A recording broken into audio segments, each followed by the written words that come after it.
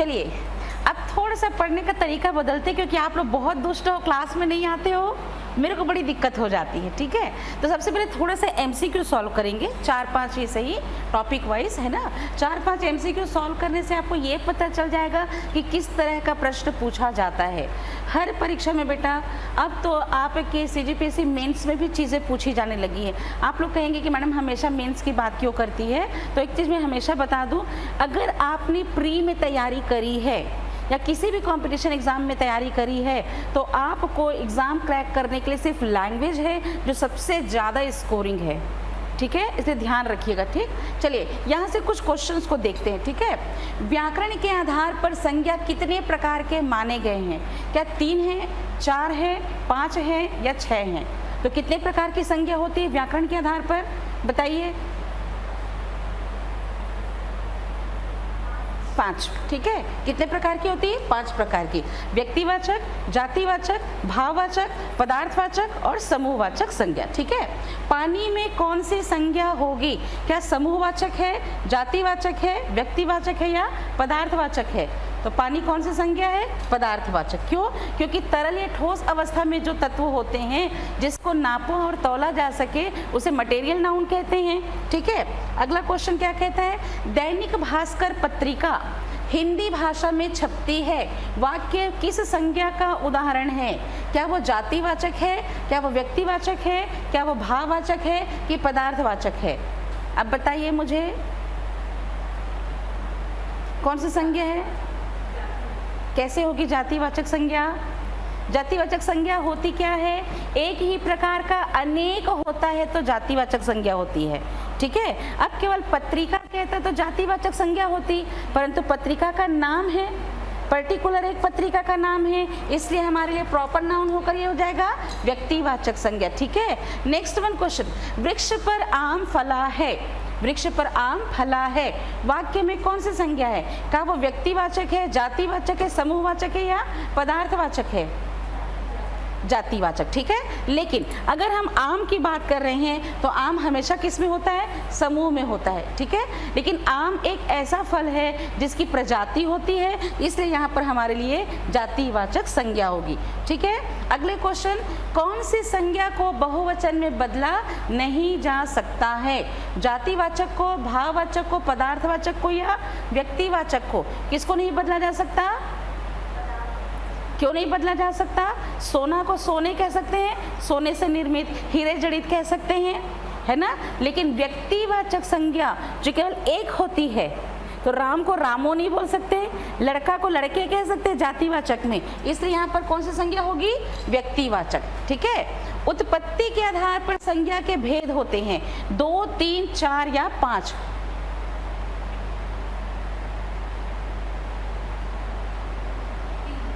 हाँ, कौन कौन से? ठीक है, व्यक्तिवाचक, जातिवाचक और एक होता है हमारे लिए भाववाचक। ठीक है, जातिवाचक से 2 संज्ञा निर्मित होती है, जो है आपकी कौन सी संज्ञा? पदार्थवाचक संज्ञा, और एक है समूहवाचक संज्ञा। ठीक है, और इस तरह के प्रश्न आपको पूछे जाते हैं। ठीक है, तो 4-5 ऑप्शंस में आपने समझ लिया होगा कि किस प्रकार के प्रश्न पूछे जाएंगे। अब हम चलते हैं उसे पढ़ने के लिए जो आपकी क्लास में कंटिन्यूशन में हमको पढ़ना है। ठीक है, तो हम यहाँ से जानेंगे कि आपकी संज्ञा क्या होती है। ठीक है,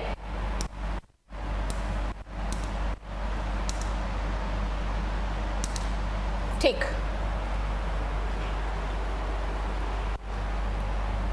चलिए अब यहाँ से शुरू करते हैं हम संज्ञा। ठीक, तो संज्ञा अगर हम कहें तो विकारी शब्द है। संज्ञा क्या है? एक विकारी शब्द। और इसे विकारी शब्द क्यों कहा जाता है? क्योंकि यदि लड़का कहता है तो स्त्रीलिंग के अनुसार ये क्या बन जाती है? लड़की, और बहुवचन के अनुसार क्या बन जाता है? लड़के। ठीक है, तो कहने का मतलब कि शब्द का वह रूप जो किसके अनुसार? वचन के अनुसार, किसके अनुसार? लिंग के अनुसार, किसके अनुसार? पुरुष के अनुसार, कारक के अनुसार और काल के अनुसार क्या उत्पन्न कर लेता है? विकार। ऐसे शब्द जो वचन, लिंग, काल और कारक, रचना और पुरुष के अनुसार परिवर्तन कर लेते हैं तो ऐसे शब्दों को क्या कहा जाता है? विकारी शब्द कहा जाता है। इस विकारी शब्द में हमारे पास है एक शब्द जिसे आज हम पढ़ेंगे, जो है हमारी संज्ञा। ठीक है, तो अगर एग्जाम्पल कहता है मोहन विद्यालय जाता है, हिमालय पर्वत बहुत ऊंचा है, महात्मा गांधी राष्ट्रपिता थे, तो हिमालय पर्वत, महात्मा गांधी और मोहन किसी न किसी व्यक्ति और स्थान का नाम है। अगर कहते हैं गाजर, मूली, टमाटर का सलाद स्वास्थ्यवर्धक होता है, तो यहाँ पर सब्जियों के नाम हैं। यदि कहता है पृथ्वी पर बहुत सारे द्वीप हैं, कहता है पृथ्वी पर बहुत सारे द्वीप हैं कहता है, तो ऐसी सिचुएशन में क्या हो जाता है कि वो एक स्थान विशेष का नाम बताता है। तो कहने का मतलब कि शब्द का वह रूप जो किसी भी व्यक्ति, वस्तु, स्थान या भाव के नाम का बोध कराता है। जब हम संयुक्त अक्षर का निर्माण करते हैं, जैसे कि र व्यंजन में आ स्वर, व्य व्यंजन में अस्वर, ठीक है, और इनके मिलने से एक सार्थक तत्व का निर्माण हुआ, तो इसे हम संज्ञा कहेंगे। क्यों? क्योंकि ये किसी न किसी का नाम बताता है। ठीक है, तो शब्द का वह रूप जो किसी भी व्यक्ति, वस्तु, स्थान या भाव के नाम का बोध कराए उसे संज्ञा कहते हैं। संज्ञा का एक और नाम है जिसे महानाम कहा जाता है। तो संज्ञा को महानाम या नाम के नाम से पुकारा जाता है। इससे किसी व्यक्ति का क्या प्राप्त होता है?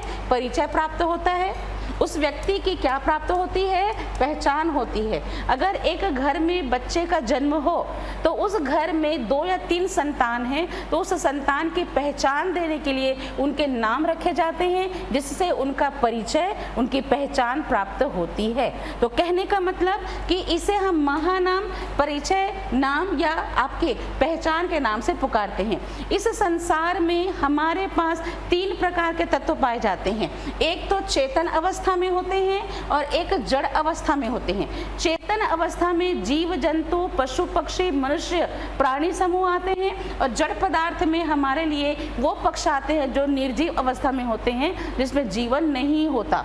उसी में ऐसी चेतन और जड़ पदार्थ जो कुछ गिनी जा सकती हैं, जैसे मनुष्य, पशु, पक्षी, जीव, जंतु हम गिन सकते हैं, और कुछ ऐसे हैं जो गिना नहीं जा सकता, जैसे कि नदी, पर्वत, पहाड़, हम उसको भी गिन सकते हैं, हम उसको भी गिन सकते हैं। लेकिन अगर हम देखें तो दूध, तेल, पानी, दही, माया, करुणा, मोह, प्रेम, मिठास, इसको गिना नहीं जा सकता। इसी में देखा जाए तो हमारे लिए आपके कुछ पदार्थ हो जाते हैं, कुछ पदार्थ हो जाते हैं जो जड़ और चेतन दोनों अवस्था में होती हैं, और इन्हीं का एक गुण धर्म स्वभाव होता है जिससे भाववाचक संज्ञा बनती है। तो कहने का मतलब कि संज्ञा की बात की जाए तो इस संसार में जड़ और चेतन पदार्थ हैं, सजीव और निर्जीव हैं, गणनीय और अगणनीय हैं, और इस आधार पर संज्ञा केवल 3 प्रकार की मानी जाती है: व्यक्तिवाचक, जातिवाचक और भाववाचक। परंतु जातिवाचक संज्ञा से ही पदार्थवाचक संज्ञा का निर्माण होता है, और जातिवाचक संज्ञा से ही समूहवाचक संज्ञा का निर्माण होता है। ठीक है, तो संज्ञा क्या है? किसी भी व्यक्ति, वस्तु, स्थान, प्राणी या भाव के नाम का बोध कराने वाले पक्ष को क्या कहा जाता है? संज्ञा कही जाती है। अगर कहता है मोहन विद्यालय जाता है, एग्जाम्पल कहता है मोहन विद्यालय जाता है, इस वाक्य में देखा जाए तो मोहन एक व्यक्ति विशेष का नाम है। ठीक है, दूसरा कह सकते हैं बालक खेलता है, बालक खेलता है कहते हैं, तो यहाँ पर भी हमारे लिए क्या है? बालक कहकर जातिवाचक संज्ञा है। ठीक है, अगर कहता है एग्जाम्पल के तौर पर आम में स्वाद नहीं है, आम में स्वाद नहीं है कहता है, तो स्वाद कह रहा है तो भाव का प्रबोध जो है वो करवाता है। ठीक है, और इस आधार पर देखा जाए तो किसी भी व्यक्ति, वस्तु, आपके स्थान या भाव के नाम का बोध कराने वाले शब्द को संज्ञा कही जाती है। इस संज्ञा में वो स्त्री है या पुरुष है, उसका बोध कराने वाले को लिंग कहा जाता है, जिसका अभी परीक्षा में आपको प्रश्न पूछा गया था। ठीक है, कि इस संज्ञा के जिस रूप से उसके स्त्री या पुरुष जाति का बोध होता है उसे क्या कहते हैं। ठीक है, अब उत्पत्ति के आधार पर संज्ञा कितने प्रकार की होती है? उत्पत्ति के आधार पर संज्ञा 3 प्रकार की होती है। किसी भी शब्द का निर्माण जब हम संयुक्ताक्षर करते हैं तो रूढ़ शब्द की प्राप्ति होती है। अगर हम घर कहते हैं, अगर हमारे द्वारा भवन कहा जाता है, मंदिर कहा जाता है, पिता कहा जाता है, तो ये ऐसे शब्द हैं जो रूढ़ शब्द हैं। ठीक है, तो वर्ण अक्षरों के मिलने से एक पहचान है। ठीक है, पिता, घर, भवन, नदी, पर्वत, पहाड़ कह के 2 शब्द से मिलकर बना है, इसलिए यौगिक है। जैसे कि यदि हम कहते हैं पाठशाला, ठीक है ना, उसी प्रकार अगर कहते हैं जैसे कि आप कहते हैं देवालय, ठीक है, अगर आप कहते हैं पंडिताइन, तो कहीं ना कहीं ऐसा करके वह क्या बता रहा है? 2 शब्दों के योग से एक संज्ञा शब्द का नाम बता रहा है।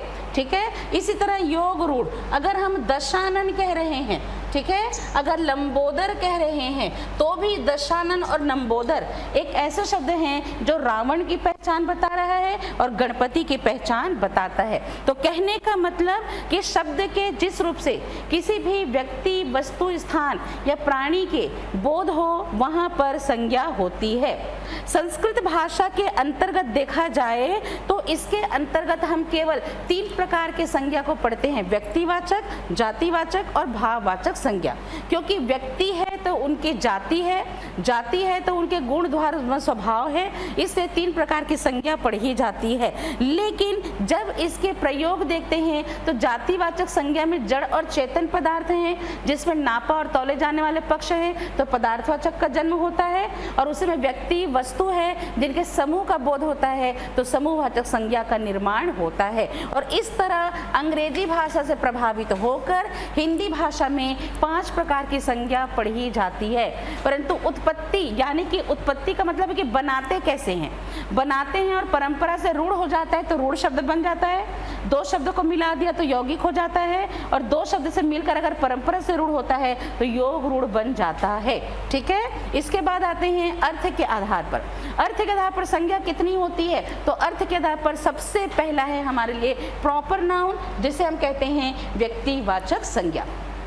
ठीक है, एक ही प्रकार का व्यक्ति, वस्तु या स्थान के नाम का बोध हो, ठीक है ना, एक ही प्रकार का व्यक्ति, वस्तु या स्थान के नाम का बोध हो तो व्यक्तिवाचक संज्ञा होती है। दूसरी बात खासियत है कि इसे कभी भी बहुवचन में बदला नहीं जाएगा, बहुवचन में बदला नहीं जा सकता। ठीक है, क्यों? क्योंकि ये एक ही प्रकार का व्यक्ति, वस्तु, स्थान के नाम का बोध कराता है। ठीक है, दिमशित्स के अनुसार, ठीक है, दिमशित्स के अनुसार,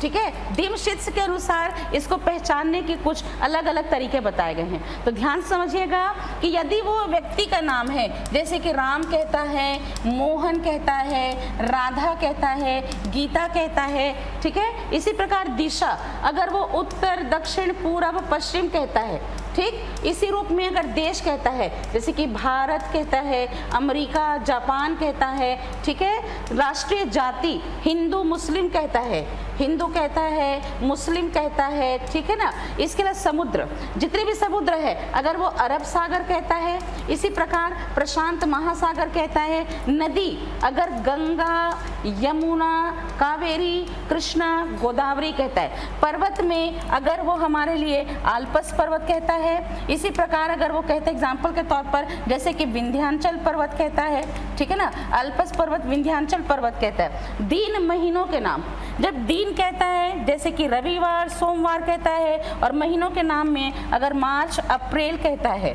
ठीक है। इसके अतिरिक्त नगर, बिलासपुर, रायपुर, दुर्ग, भिलाई, बम्बई, महाराष्ट्र, गुजरात, चौक, मालवीय रोड, वीआईपी चौक, भारतीय नगर कहता है। सड़क यानी कहता है जैसे कि मालवीय रोड कहता है, वीआईपी रोड कहता है, अगर वो कहता है आपका जैसे कि श्यामा प्रसाद मुखर्जी सड़क कहता है, ठीक है। इसके अलावा जितने भी प्रकार के ग्रंथ हैं, ग्रंथ में यदि वो महाभारत कहता है, ठीक है, रामायण कहता है, ठीक, जितने भी वेद हैं, अगर वो हमारे लिए ऋग्वेद कहता है, ठीक है ना, ऋग्वेद कहता है, यजुर्वेद, अथर्ववेद, सामवेद कहता है। जो समाचार पत्र पत्रिकाएं हैं, दैनिक भास्कर, उसी प्रकार अगर कहता है आपके नई दुनिया, देश बंधु, हरी भूमि कहता है, अमृत संदेश कहता है, द हिंदू कहता है, ठीक है ना, एमपी क्रॉनिकल कहता है, तो समाचार पत्रिकाएं हैं।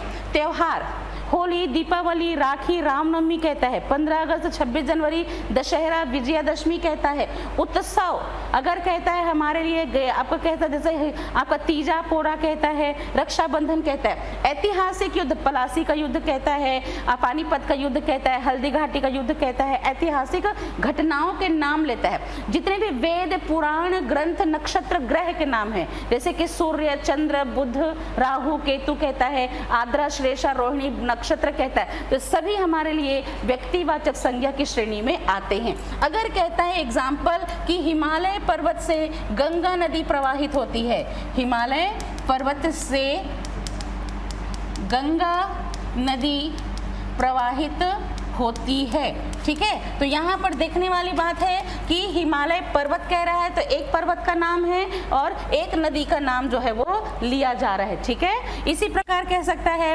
मालवीय रोड में सामान सस्ते मिलते हैं, ठीक है, मालवीय रोड में सामान सस्ता मिलता है, ठीक है। तो मालवीय रोड में सामान सस्ता मिलता है कह रहा है, तो एक स्थान विशेष का नाम है।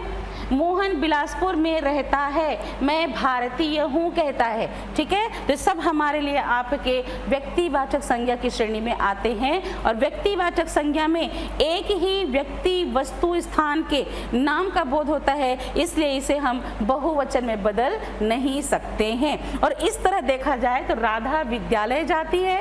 इसी प्रकार पलासी का युद्ध भयंकर विनाशकारक था कहता है। इसी प्रकार कह सकते हैं 1857 की क्रांति से देश में स्वतंत्रता की अलख जगी कहते हैं, ठीक है। मैं प्रतिदिन दैनिक भास्कर पत्रिका पढ़ता हूँ कहता है, ठीक है। तो सब हमारे लिए आपके व्यक्तिवाचक संज्ञा की श्रेणी में आते हैं। अब आता है हमारे लिए कॉमन नाउन, जिसे हम कहते हैं जाति, ठीक है ना। इस संसार में देखा जाए तो जाति के अलग अलग अर्थ हैं बेटा।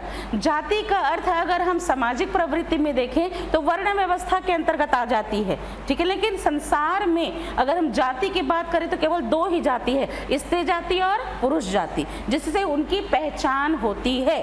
और वही पहचान अगर उनके नाम को प्रदान लगता है तो वह संज्ञा के अनुसार, लिंग के अनुसार पाना जाता है, ठीक है। तो जातिवाचक संज्ञा क्या है कि संज्ञा शब्द से एक ही प्रकार के अनेक, ऐसे संज्ञा शब्द जिसमें एक ही प्रकार के अनेक व्यक्ति, वस्तु या प्राणी के जाति विशेष का बोध हो, तब वहाँ जातिवाचक संज्ञा होती है। जैसे कि इसके अंतर्गत सजीव पक्ष भी आते हैं, मनुष्य है, प्राणी जगत है, वो इसके अंतर्गत आते हैं। इसके अलावा इसमें ऐसे पक्ष भी आते हैं जो आपके चेतन और जड़ अवस्था में होते हैं, ठीक है। न केवल मनुष्य, पशु पक्षी आते हैं, बल्कि जड़ और आपके ऐसे पदार्थ आते हैं जो निर्जीव अवस्था में हैं। प्राकृतिक तत्व हो गई, आपदाएं हो गई, सब इसके अंतर्गत आती हैं। तो कहने का मतलब कि जातिवाचक संज्ञा में सजीव और निर्जीव, जड़ और चेतन, गणनीय और अगणनीय ऐसे पक्ष आते हैं जिसमें एक ही प्रकार के अनेक व्यक्ति,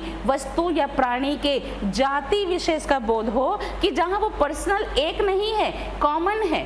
मतलब जहां वो केवल एक के लिए निर्धारित कर दिया जाए तो व्यक्तिवाचक संज्ञा हो जाएगी, लेकिन एक के अलावा अगर दूसरे को निर्धारित करता है तो जातिवाचक संज्ञा बन जाती है। इस आधार पर अगर कहता है बालक पढ़ता है, बालक पढ़ता है, ठीक है। इसी प्रकार कहते हैं मंत्रीगण आसन पर विराजमान है, ठीक है ना, मंत्रीगण आसन पर विराजमान है, ठीक है। अगला एग्जाम्पल कह सकता है, जैसे कि कह सकते हैं शिक्षक शिक्षा देते हैं, ठीक है। अब देखिए यहाँ पर मंत्रीगण कह रहा है तो एक मंत्री नहीं है, यहाँ पर बालक कह रहा है तो एक लड़का नहीं है, और यहाँ पर शिक्षक कह रहे हैं तो एक व्यक्ति विशेष नहीं है। इसलिए जब वो एक नहीं अनेक के लिए हो जाता है तब जातिवाचक संज्ञा बन जाती है। जातिवाचक संज्ञा को पहचानने के लिए कुछ पक्ष निर्धारण किए गए हैं, जैसे कि सगे संबंध के नाम। अगर वो कहता है जैसे कि मामा कहता है, दादा कहता है, ठीक है। इसी प्रकार अगर वो मामा, दादा, लड़का, है ना, ये सब हमारे लिए आपके सगे संबंध और रिश्तों के नाम, है ना। तो बालक, बूढ़ा, दादा, मामा, राजा, रानी, ये सब हमारे लिए सगे संबंध, रिश्ते नातों के नाम जो है वो जातिवाचक संज्ञा में आते हैं। दूसरा, पद व्यवसाय, अगर वो हमारे लिए लोहार कह रहा है, अगर वो हमारे लिए सोनार कह रहा है, शिक्षक कह रहा है, मंत्री कह रहा है, पंडित कह रहा है, ठीक है, तो मंत्री, शिक्षक, पंडित कहता है, ये पद व्यवसाय कार्य के नाम। पशु पक्षी, अगर वो गाय कहता है, ठीक है, अगर वो कुत्ता कहता है, बिल्ली कहता है ना, गिलहरी कहता है। वस्तु में अगर वो थैला कहता है, वस्तु में थैला कहता है, कलम कहता है, कुर्सी कहता है, ठीक है। उसके अलावा स्थान में अगर वो नगर, राज्य, शहर, देश कहता है, ठीक है ना, ये हमारे लिए आपके स्थान के नाम है, ठीक। इसके अलावा अगर हम कहते हैं जैसे कि आपका मरुस्थल कहता है, ठीक है, इसी प्रकार द्वीप कहता है, नगर चौक कहता है। प्राकृतिक तत्व जैसे कि हमारे लिए भूकंप है, ठीक है ना, भूकंप है, उसी प्रकार ज्वालामुखी है, ठीक है, तूफान है, ठीक, ये सब हमारे लिए जातिवाचक संज्ञा में आते हैं। अब प्राणी के अंतर्गत हमारे लिए, प्राणी में हमारे लिए नर नारी है, ठीक है, मनुष्य है, ठीक है, बालक है, ठीक, ये सब हमारे लिए जातिवाचक संज्ञा में आते हैं। अब दिमाग का कंफ्यूजन क्या कहता है कि नगर, राज्य, शहर के नाम तो व्यक्तिवाचक संज्ञा है। आपको लगता है कि गाय, कुत्ता तो एक जानवर का नाम है, लेकिन चूंकि इनकी प्रजाति होती है, ठीक है ना। अगर कहता है एग्जाम्पल में टॉमी, मेरे घर का कुत्ता है, तो चूंकि पर्सनल एक का नाम लिया क्योंकि उसे घर का पालतू जीव है, इसे टॉमी कहकर उसका नाम बता दिया, ठीक है। अगर कहता है मैं बिलासपुर नगर में रहता हूँ तो नाम बता दिया, लेकिन अगर वो कहता है कि भारत में बहुत से नगर हैं तो किसी एक का नाम नहीं बता रहा, ठीक है। तो ध्यान रखने वाली बात है कि जहाँ पर हम भाई, बूढ़ा, बालक, लड़का, बच्चा, काका, मामा कह रहे हैं तो सगे संबंध, रिश्ते नाते हैं। दूसरा, यदि शिक्षक, मंत्री, प्रोफेसर, डॉक्टर, कारीगर, चिकित्सक, पंडित कहता है ना, ओझा कहता है, ठीक है, तो ये हमारे लिए पद व्यवसाय कार्य है, सुनार, लोहार कहकर। इसी प्रकार गाय, घोड़ा, खरगोश, कुत्ता, बिल्ली, गिलहरी, मछली, तितली, मेढक, ये सब हमारे लिए। वस्तु में कुर्सी है, अलमारी है, चाय का कप है, ठीक है, इसी प्रकार कलम है, कार है, साइकिल है, ठीक।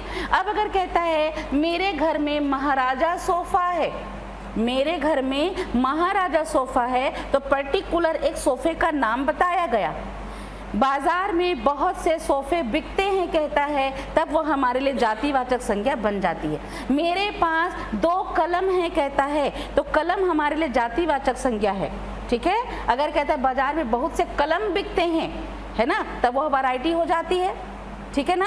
इसी तरह देखा जाए तो देश, महाद्वीप, नगर, गांव, शहर, भवन, विद्यालय कहता है, महासागर, मरुस्थल कहता है, पर्वत, राज्य कहता है। जब तक उसका नाम नहीं है तब तक वो जातिवाचक संज्ञा है, लेकिन नाम ले दिया तो व्यक्तिवाचक संज्ञा बने। सहारा मरुस्थल, थार का मरुस्थल कह दिया तो व्यक्तिवाचक संज्ञा। भारत के बहुत से हिस्सों में मरुस्थल देखने को मिलते हैं कहते हैं तो जातिवाचक संज्ञा। क्लियर हो गया बेटा, ठीक। अगली बात, जो प्राकृतिक आपदाएं हैं, प्राकृतिक तत्व हैं या हमारे लिए आपदा जो होती ना, तूफान, बिजली, भूकंप, ज्वालामुखी, भू स्खलन, हिम स्खलन, ये सारी हमारे लिए जातिवाचक संज्ञा। अगर कहता है कि सुनामी के तूफान आने से जन धन की हानि हुई, तब वो व्यक्तिवाचक हो गई। पिछले वर्ष लीना तूफान आया था कहते तो व्यक्तिवाचक संज्ञा आ गई। अब कहते हैं कि वर्षा काल का समय है, कभी भी तूफान आ सकता है, तो जातिवाचक की श्रेणी में आएगा, ठीक है। आगे समझ में, ठीक। दूसरी बात, जातिवाचक को हम बहुवचन में बदल सकते हैं, ठीक है ना। जातिवाचक को बहुवचन में बदल सकते हैं, जैसे कि अगर हम देखें तो लड़का से लड़के कर सकते हैं, बच्चा से बच्चे कर सकते हैं, ठीक है ना, बालिका से बालिकाएं कर सकते हैं, माता से माताएं कर सकते हैं, ठीक है। लेकिन जरूरी नहीं कि हर जातिवाचक को बदला जा सके। मामा को मामी नहीं कर सकते, दादा को दादे नहीं कर सकते, राजा को राजाओं कह सकते हैं, है ना। लेकिन अगर हम कह सकते हैं एग्जाम्पल के तौर पर, जैसे कि पिता, तो पिताएं नहीं बोल सकते, है ना, लेकिन माता को माताएं कह सकते हैं, पिता को पिताओं कह सकते हैं, ठीक है। लेकिन देखने वाली बात हो जाती है कि जब इसका इस्तेमाल किया जाता है तो जातिवाचक संज्ञा बहुवचन में बदल जाती है, ठीक है। दूसरी बात, जातिवाचक के दो उपभेद हो जाते हैं। इस जातिवाचक के दो उपभेद हो जाते हैं। अब इस जातिवाचक में देखिए, जड़ पदार्थ है और चेतन पदार्थ है। चेतन पदार्थ को हम क्या कहते हैं? सजीव कहते हैं, और जड़ पदार्थ को हम क्या कहते हैं? निर्जीव कहते हैं, ठीक है ना। दूसरी बात कि जड़ पदार्थ जो निर्जीव अवस्था में है, इसमें हमारे लिए वस्तु है, इसमें हमारे लिए क्या है? स्थान है, ठीक है ना। और जो सजीव है उसमें हमारे लिए क्या है? प्राणी है ना। इस प्राणी में क्या है? मनुष्य है, और हमारे लिए जीव जंतु है। क्लियर हो गया बेटा? ठीक। तो ध्यान से समझने वाली बात है कि प्राणी के अंतर्गत मानव, फौज, भीड़, मनुष्य, लड़का, सेना, औरत, आदमी कहते हैं, तो सब प्राणी है, ठीक है। अब इसी सजीव जगत में जो जीव जंतु, मनुष्य और प्राणी है, इसका होता है समुदाय, इसका होता है समुदाय। मनुष्य का समुदाय है तो बारात है। इसी प्रकार अगर देखा जाए तो गिरोह है, टुकड़ी है, सेना है, जमघट है, प्रदर्शन है, रैली है, हुजूम है। जानवरों का है तो क्या है? जानवरों का झुंड है। पक्षी का क्या है? समूह है। क्लियर हो गया बेटा? इसी में देखिए कुछ ऐसे हैं जो वस्तु हैं, इसका भी समूह है ना। जैसे कि हमारे लिए गुच्छा है ना। आर्य बस समझ में मैं क्या बता रही हूँ? जातिवाचक संज्ञा के अंतर्गत जड़ और चेतन पदार्थ है। जड़ पदार्थ जो निर्जीव अवस्था में होते हैं, जैसे वस्तु और स्थान आते हैं, और चेतन पदार्थ जो सजीव अवस्था में होते हैं, जिसमें प्राणी जगत आता है, जैसे मनुष्य और जीव जंतु हैं। इन्हीं का समूह होता है। मनुष्य का समूह है तो गोट, गिरोह, टुकड़ी, सेना, जमघट, प्रदर्शन, रैली, हुजूम, जमावड़ा बना, ठीक है। इसी में जानवरों का, पक्षियों का समूह है तो झुंड बना, गुच्छा आपका समूह बना, ठीक है। इसी में वस्तुओं का समूह है, गुच्छा बना, है ना। आगे समझ में?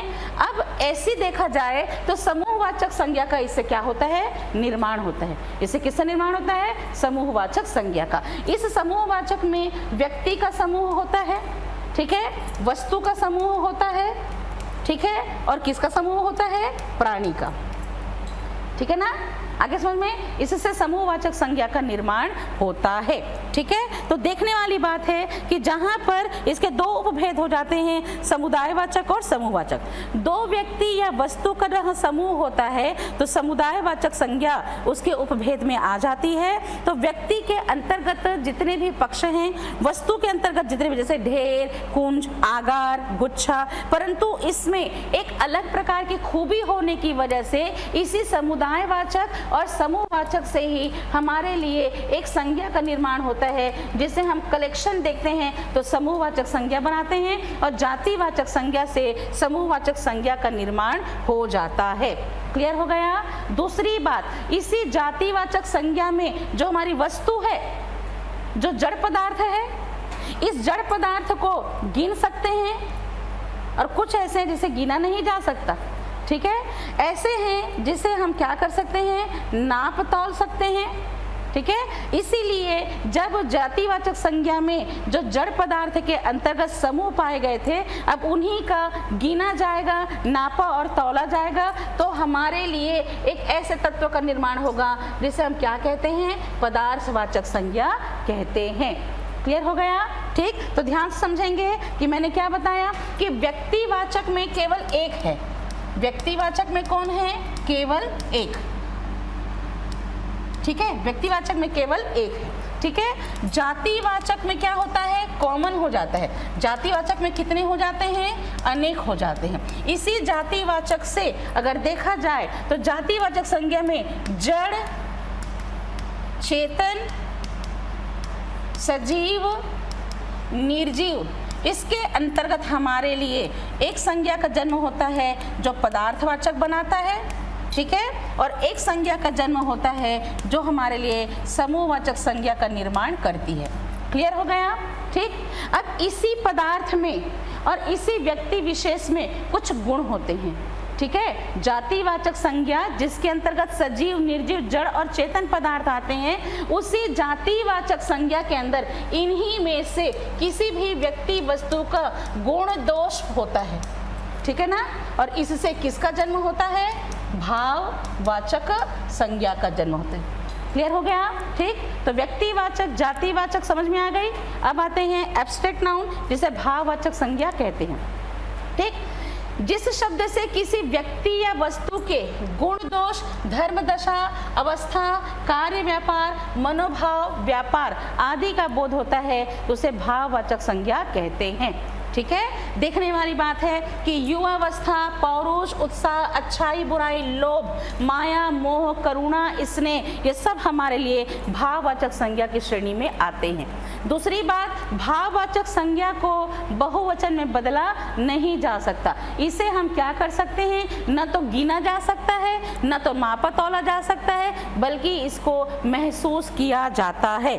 ठीक है। तो खटास, मिठास आपका कहता है, आपका कड़वाहट कहता है, माया, करुणा, दया, प्रेम कहता है, ये सब हमारे लिए भाववाचक संज्ञा की श्रेणी में आते हैं। तो कहने का मतलब कि संज्ञा शब्द के अंतर्गत अगर किसी भी व्यक्ति, वस्तु, गुण या भाव, अब जैसे जातिवाचक संज्ञा की मंत्रीगण मंच पर बैठे हैं, मंत्री जी भाषण दे रहे हैं, अगर कहता है प्रधानमंत्री का अभिभाषण अभी कुछ देर में प्रसारित होने वाला है, तो कौन सी संज्ञा होगी? वो व्यक्तिवाचक, क्योंकि प्रधानमंत्री एक हैं। महात्मा गांधी हमारे राष्ट्रपिता थे, मतलब हमारे लिए केवल एक व्यक्ति है। अगर वही कहता है एग्जाम्पल के तौर पर कि भारत के प्रत्येक राज्य में मंत्री होते हैं, तो जातिवाचक संज्ञा की श्रेणी में आएगा। मोहन पढ़ता है तो व्यक्तिवाचक संज्ञा, बच्चा पढ़ता है तो जातिवाचक संज्ञा बन जाएगी। ठीक है। अब इसी में देखते हैं आपके भाववाचक संज्ञा का निर्माण कैसे होगा। एग्जाम्पल के तौर पर अगर हम देखते हैं, जैसे कि आम में जरा भी मिठास नहीं है, आम में जरा भी मिठास नहीं है कहता है। ठीक है। तो यहाँ पर स्वाद का बोध करा रहा है। ठीक है। अगर कहता है युवावस्था में बालक कुछ गलतियां कर जाता है, ठीक है ना, युवावस्था में बालक कुछ गलतियां कर जाता है, तब वह उसकी अवस्था है कि कौन सी अवस्था में? युवावस्था में। तो कहने का क्या मतलब हुआ कि जहां पर गुण दोष या भाव के नाम का बोध हो वहां भाववाचक संज्ञा होती है। इस भाववाचक संज्ञा को हम बना सकते हैं जब हमारे द्वारा जातिवाचक संज्ञा में लगा दिया जाता है प्रत्यय, ठीक है ना। तो हम जब प्रत्यय शब्द लगाते हैं, जैसे कि बा, अब, उब, वब, पा, पन, ये सारे प्रत्यय लगा देते हैं, तो हमारे लिए आहट, आवट, इया, ईमा लगा देते हैं, तो भाववाचक संज्ञा बनती है। जैसे कि अगर कहता है लड़का, अब इसमें पन लगा दिया तो क्या बन जाता है? लड़कपन। ठीक है ना। इसी प्रकार अगर कहता है बच्चा, अब इसमें पन लगा दिया तो क्या बन जाता है? बचपन। ठीक है ना। इसी प्रकार युवा, इसमें अगर हम कह देते हैं तो वस्था लगा दे तो युवावस्था हो जाती है, या हमारे लिए यौवन बन जाता है। ठीक है ना। कहने का मतलब अगर देखा जाए तो जातिवाचक संज्ञा से, इसी प्रकार अगर वो हमारे लिए एक सर्वनाम का शब्द है, ठीक है, जैसे कि अपना कह रहा है, ठीक है ना, तो अपना से हम क्या कहने लगते हैं? अपनापन कहते हैं। ठीक है ना। मम है तो क्या कहते हैं? ममत्व कहते हैं। मम है तो ममत्व कहते हैं। ठीक है। इसी प्रकार विशेषण का शब्द, जब विशेषण का शब्द लिया जाता है और अगर कहा जाता है कि मीठा, तो हम क्या कहने लगते हैं? मिठास। कड़वा है तो क्या कहने लगते हैं? कड़वाहट। गर्म है तो गर्माहट। ठंडा है तो ठंडाई। ठीक है ना।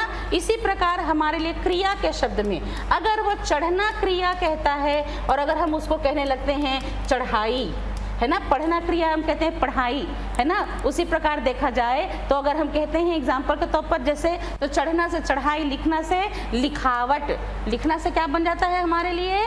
लिखावट।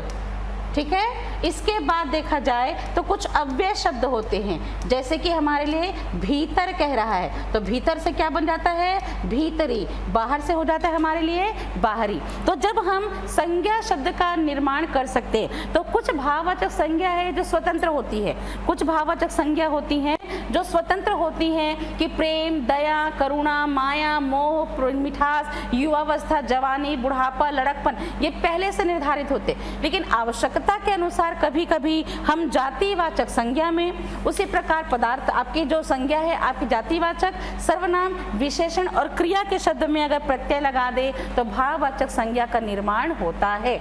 ठीक है। दूसरी बात, भाववाचक संज्ञा को बहुवचन में बहुत कम बदला जाएगा। अधिकांशतः भाववाचक संज्ञा एक वचन में ही होता है कि मैं आप सबसे प्रेम करती हूँ। प्रेम को प्रेमों में नहीं कह सकते, मीठा को मिठासों नहीं कह सकते, कड़वाहट को कड़वाहटें नहीं कह सकते। ठीक है। तो कहने का मतलब गुण, धर्म, स्वभाव के बोध कराता है तो उसे भाववाचक संज्ञा कहते हैं। इसकी गिनती नहीं की जा सकती बल्कि इसे महसूस किया जाता है। ठीक है। तो विद्वान से विद्वत्ता, और ये हमेशा आपके परीक्षा में पूछे जाते हैं, तो ध्यान रखिएगा कि जहां आपकी भाववाचक संज्ञा है, कभी कभी पूछा जाता है विद्वान की भाववाचक संज्ञा क्या है, तो विद्वत्ता है। ठीक है ना। बुद्धिमान की भाववाचक संज्ञा बुद्धिमानी है। इसी प्रकार पशु की भाववाचक संज्ञा पशुत्व है या पशुता है। मनुष्य का मनुष्यत्व या मनुष्यता है। ठीक है। इसी प्रकार मानव है तो मानवीय हो जाएगा। ठीक है। जब वो निज कह रहा है तो निजत्व या निजता, सर्व से सर्वस्व, लिखना से लिखावट, बनाना से बनावट, सजाना से सजावट। और इस तरह भाववाचक संज्ञा से प्रश्न जरूर पूछा जाता है। नजदीक का भाववाचक शब्द क्या होगा, तो नजदीकी। ठीक है ना। इसी प्रकार समीप से समीपता, करीब से करीबी, बाहर से बाहरी, इस तरह भाववाचक संज्ञा का निर्माण होता है। और अगर आप कह सकते हैं कि राधा की बोली में मिठास है, बच्चे की लिखावट बहुत खूबसूरत है, कमरे की सजावट बहुत अच्छी की गई है। ठीक है। इसी प्रकार अगर देखा जाए तो बालक तरुणाई, लड़कपन से तरुणाई की ओर बढ़ता जा रहा है कहते हैं तो भाववाचक संज्ञा बनती है। ठीक है। अब आता है समूहवाचक। मैंने बताया कि 3 प्रकार की संज्ञा है ना। उस 3 प्रकार की संज्ञा में से जो जातिवाचक संज्ञा है, जिसमें जड़ और चेतन पदार्थ आते हैं, सजीव और निर्जीव आते हैं, जिनको गिना जा सकता है और नहीं गिना जा सकता, यदि उन्हीं से किसी प्रकार के समूह का बोध होता है तो एक स्वतंत्र संज्ञा का निर्माण होता है, जिसे हम कलेक्टिव नाउन के नाम से पुकारते हैं। तो प्रॉपर नाउन या हम पर्सनल नाउन कह सकते हैं व्यक्तिवाचक संज्ञा को। कॉमन हो जाता है अनेक के लिए, इसलिए कॉमन नाउन यानी कि जातिवाचक। जब गुण, दोष, भाव को बोध कराता है, एब्स्ट्रैक्ट नाउन कहकर भाववाचक संज्ञा बनाती है। परंतु समूह का बोध कराए तो समूहवाचक संज्ञा, जिसे कलेक्टिव नाउन के नाम से पुकारा जाता है। तो संज्ञा के जिस रूप से अनेक प्रकार के व्यक्ति या वस्तु के समूह का बोध हो, है ना, तो संज्ञा के जिस रूप से अनेक व्यक्ति या वस्तु के समूह का बोध हो, वहां पर समूहवाचक संज्ञा होती है। गण, सेना, टुकड़ी, जमघट, प्रदर्शन, रैली, हुजूम, जमावड़ा, काफिला, युद्ध कहता है, आपका कंडेर कहता है। इसी प्रकार शौक कहता है, भीड़ कहता है, जत्था कहता है, गुच्छा कहता है, आगार कहता है, कुंज कहता है। तो सब हमारे लिए आपकी किस में आती है, समूहवाचक संज्ञा में आती है। एग्जाम्पल के तौर पर कह सकते हैं सेना युद्ध के लिए तैयार है। सेना युद्ध के लिए तैयार है कहता है। ठीक है ना। सेना युद्ध के लिए तैयार है कहता है। इसी प्रकार कह सकता है पक्षी समूह आसमान में उड़ रहे हैं। पक्षी समूह आसमान में उड़ रहे हैं कहता है। ठीक है। अब देखने वाली बात है कि यहाँ पर सेना कह रहा है तो व्यक्तियों का समूह है, और पक्षी समूह कह रहा है तो पक्षियों का समूह है। ठीक है। इसी प्रकार शेर अकेला आता है, झुंड में नहीं। शेर अकेला आता है, झुंड में नहीं। ठीक है। अब देखने वाली बात है कि शेर कह रहा है तो शेर जो है एक जानवर है, परंतु जानवरों के समूह को क्या कहा जाता है, झुंड कहा जाता है। और इस तरह देखा जाए तो व्यक्ति का, प्राणी के समूह का और बोध हो, जैसे कि कहता है एग्जाम्पल के तौर पर कह सकता है चाबी का गुच्छा, चाबी का गुच्छा गुम हो गया कहता है ना। मेरी चाबी का गुच्छा गुम हो गया कहता है। तो चाबी अकेली नहीं थी बल्कि उनके गुच्छे थे। ठीक है। तो यहाँ होती है हमारे लिए आपकी समूहवाचक संज्ञा, और समूहवाचक संज्ञा मैक्सिमम बहुवचन में होकर भी हमेशा एक वचन के तौर पर प्रयोग की जाती है। सेना से युद्ध का फरमान जारी किया गया है कहते हैं, तो वहाँ पर सेना जहाँ पर व्यक्तियों का समूह है परंतु एक वचन के तौर पर प्रस्तुत किया जा रहा है। पक्षी वृंद आसमान में उड़ रहे हैं, अब वो वृंद कह दिया है तो बहुवचन का प्रयोग हो रहा है, लेकिन पक्षी कह रहा है तो जातिवाचक संज्ञा, वृंद कहकर समूह का बोध जो है वो करवा रहा है। ठीक है, तो यहाँ पर देखने वाली बात है कि अमराई किसे कहेंगे, हम हिंदी में उसे अमरैया भी कहते हैं। तो आम वृक्षों का जो समूह होता है उस वन को हम क्या कहते हैं, अमराई। अंबार क्या होता है, कूड़े का, पुस्तकों का, फलों का अंबार होता है। इसी प्रकार कुंज क्या होते हैं, वृक्षों के, लताओं के होते हैं। कक्षा क्या होती है, छात्रों की होती है, ठीक है ना। इसी प्रकार राशि धन की होती है, अंकों की होती है। ठीक है, माला मेघों का, बिजलियों का, विद्युत बल्ब का और फूलों की माला होती है। दीपों की भी माला होती है ना, इसलिए तो दीपमाला कहते हैं। ठीक है, अब आता है हमारे लिए पदार्थवाचक संज्ञा जिसे हम कहते हैं मटेरियल नाउन। तो जड़ पदार्थ जिसमें जीवन नहीं है, जिसमें अन्य तत्व का निर्माण किया जा सके, या जड़ पदार्थ का ऐसा पक्ष जिसे नापा और तौला जा सके, जो कच्चे रूप में हो, जिससे अन्य तत्व का निर्माण किया जा सके, उसे हम पदार्थवाचक संज्ञा मटेरियल नाउन कहते हैं। और देखने वाली बात, इसे द्रव्यवाचक संज्ञा भी कहा जाता है। ठीक है, तो जिस संज्ञा शब्द के द्वारा ऐसी वस्तु या पदार्थ जिसे नापा और तौला जा सके, जिससे किसी अन्य सामग्री का निर्माण हो सके, ऐसे पक्ष जो तरल या ठोस अवस्था में हो, उसे पदार्थवाचक संज्ञा कहते हैं। सोना, लोहा, तांबा, पीतल, जस्ता, सीसा, टीन, कांसा, ये सब धातु तत्व हैं। मिट्टी, चांदी कहता है सब धातु तत्व हैं। हीरा, नगीना, पन्ना, पुखराज, आपका मूंगा कहता है तो ये हमारे लिए रत्न हैं। इसी प्रकार तेल, रक्त, डीजल, इत्र, आसव, सिरका, शरबत कहता है। दूध, दही कहता है, ये सब हमारे लिए तरल अवस्था में। चावल, दाल, नमक, मिर्च, मसाला, धनिया कहता है, तो सब हमारे लिए पदार्थ की श्रेणी में आते हैं। ठीक है, अगर कहता है आज सोना बहुत महंगा है, अगर कहता है आज सोना बहुत महंगा है कहता है, ठीक है ना, तो हमारे लिए किसका पदार्थ बता रहा है, सोना बता रहा है। ठीक है, इसी प्रकार कहता है दूध से दही जमाया जाता है, दूध से दही जमाया जाता है। ठीक है, तो यहाँ पर हमारे लिए देखा जाए तो दूध और दही हमारे तरल अवस्था में है, इसलिए इसे पदार्थवाचक संज्ञा की श्रेणी में रखते हैं। क्लियर हो गया। ठीक है, तो पदार्थवाचक संज्ञा जैसे कि जितने भी एग्जाम्पल हैं, तो मैंने क्या बताया कि किसी भी एक व्यक्ति वस्तु का नाम है तो व्यक्तिवाचक, एक से ज्यादा हो गए तो जातिवाचक, उनके गुण धर्म का बोध कराया तो भाववाचक, उनके समूह का बोध कराया तो समूहवाचक, और नापा तौला जाए तो पदार्थवाचक संज्ञा की श्रेणी में आते हैं। क्लियर हो गया। ठीक है, अब सबसे बड़ा कंफ्यूजन क्रिएट होता है कि पदार्थवाचक संज्ञा भी भाववाचक की तरह अधिकांशतः एक वचन में प्रयोग होते हैं, परंतु आवश्यकता के अनुसार कभी कभी इन्हें बहुवचन में बदला जा सकता है। जैसे कि अगर हम देखें तो जातिवाचक संज्ञा और व्यक्तिवाचक संज्ञा, इसमें कुछ विशेष प्रकार के प्रभाव होते हैं कि आपको कंफ्यूजन क्रिएट करने के लिए कहता है। जैसे कि आज के युग में हरिश्चंद्र की कमी नहीं है, वाक्य में संज्ञा की पहचान कीजिए। अब आपका दिमाग कहता है कि हरिश्चंद्र तो एक व्यक्ति का नाम है, इसलिए सबसे पहले ऑप्शन में व्यक्तिवाचक संज्ञा देता है और आप लगा देते हैं निशान व्यक्तिवाचक संज्ञा में और ले लेता है आंसर जातिवाचक संज्ञा का। तो कब व्यक्तिवाचक संज्ञा जातिवाचक और जातिवाचक कब व्यक्तिवाचक है, उसकी चर्चा यहाँ पर करेंगे। ठीक है, तो कुछ मूल शब्द व्यक्तिवाचक संज्ञा के ऐसे होते हैं जो अपने गुण, स्वभाव, लक्षण के कारण किसी एक समूह का बोध कराने के लिए व्यक्तिवाचक से जातिवाचक में बदल जाते हैं। अब हरिश्चंद्र कह रहे हैं, ठीक है ना, अब ये व्यक्तिवाचक संज्ञा का नाम है हरिश्चंद्र, परंतु हरिश्चंद्र की खूबी क्या थी कि वो सत्यवादी थे। इसलिए अगर देखा जाए तो हरिश्चंद्र सत्यवादी थे तो केवल एक नहीं थे। अगर कहता कि राजा हरिश्चंद्र सत्यवादी थे तो पर्टिकुलर हमने राजा हरिश्चंद्र के बारे में बात की, तब तक वो व्यक्तिवाचक संज्ञा है। लेकिन हमने क्या कह दिया, आज के युग में हरिश्चंद्रों की कमी नहीं है, तो यही जातिवाचक संज्ञा में बदल गया, व्यक्तिवाचक संज्ञा बहुवचन में प्रयोग होकर।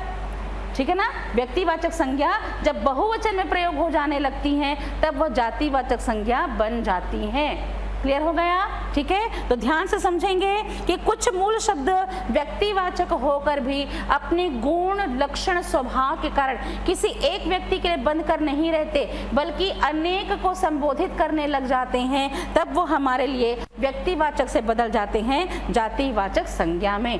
आज भी भारत में श्रवण कुमार पैदा होते हैं। अब अगर कहते हैं राजा दशरथ की बाण से श्रवण कुमार मारा गया, तब तक वो व्यक्तिवाचक संज्ञा है, लेकिन कह रहा है कि आज भी भारत में श्रवण कुमार पैदा होते हैं, तब वो हमारे लिए जातिवाचक संज्ञा में बदल जाते हैं। क्लियर हो गया बेटा, ठीक है। आगे बात समझ में, ठीक।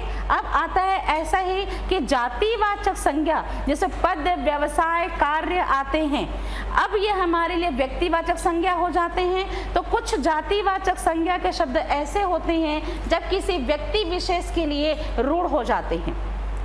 जातिवाचक संज्ञा का ऐसा शब्द जो मूल रूप से जातिवाचक की पहचान तो है, परंतु किसी लक्षण, विशेष गुण, स्वभाव के कारण अगर किसी व्यक्ति के लिए रूढ़ हो जाता है तब वो हमारे लिए जातिवाचक से बदल जाता है व्यक्तिवाचक संज्ञा में। जैसे कि पंडित, मंत्री, नेता, शिक्षक, चिकित्सक, प्रोफेसर, डॉक्टर, ये सब पद व्यवसाय कार्य है। सोनार, लोहार, ये सब पद व्यवसाय कार्य हैं। मामा, बालक, बूढ़ा, सब व्यवसाय आपके जातिवाचक संज्ञा है। लेकिन अगर कहता है एग्जाम्पल के तौर पर कि पंडित जी हमारे प्रथम प्रधानमंत्री थे, अब पंडित चूंकि जातिवाचक संज्ञा है, पंडित जातिवाचक संज्ञा है, अगर एग्जाम्पल कहता है पंडित पूजा करते हैं, अगर उदाहरण कहता कि पंडित पूजा करते, तो कि एक पंडित है क्या? नहीं, बहुत सारे पंडित हैं, इसलिए वो कॉमन नाउन हो गया। लेकिन अगर कहते हैं कि पंडित हमारे पहले प्रधानमंत्री थे, मतलब पहले प्रधानमंत्री को संबोधित करके किसको संबोधन कर रहे हैं? नेहरू जी को। आ रही बात समझ में? उसी प्रकार गोस्वामी जातिवाचक संज्ञा है, गोस्वामी जातिवाचक संज्ञा है, लेकिन कह रहे कि गोस्वामी जी ने रामचरितमानस की रचना की। अब यहाँ पर्टिकुलर गोस्वामी जातिवाचक संज्ञा होकर भी पर्टिकुलर तुलसीदास को संबोधित कर रहा है, तो जातिवाचक संज्ञा से वो किस में चला गया? व्यक्तिवाचक संज्ञा में। क्लियर हो गया, ठीक। अब आते हैं आगे। कभी कभी भाववाचक संज्ञा जो हमेशा एक वचन में होती है, कभी कभी उसका प्रयोग अगर बहुवचन में कर दिया जाए, ठीक है ना।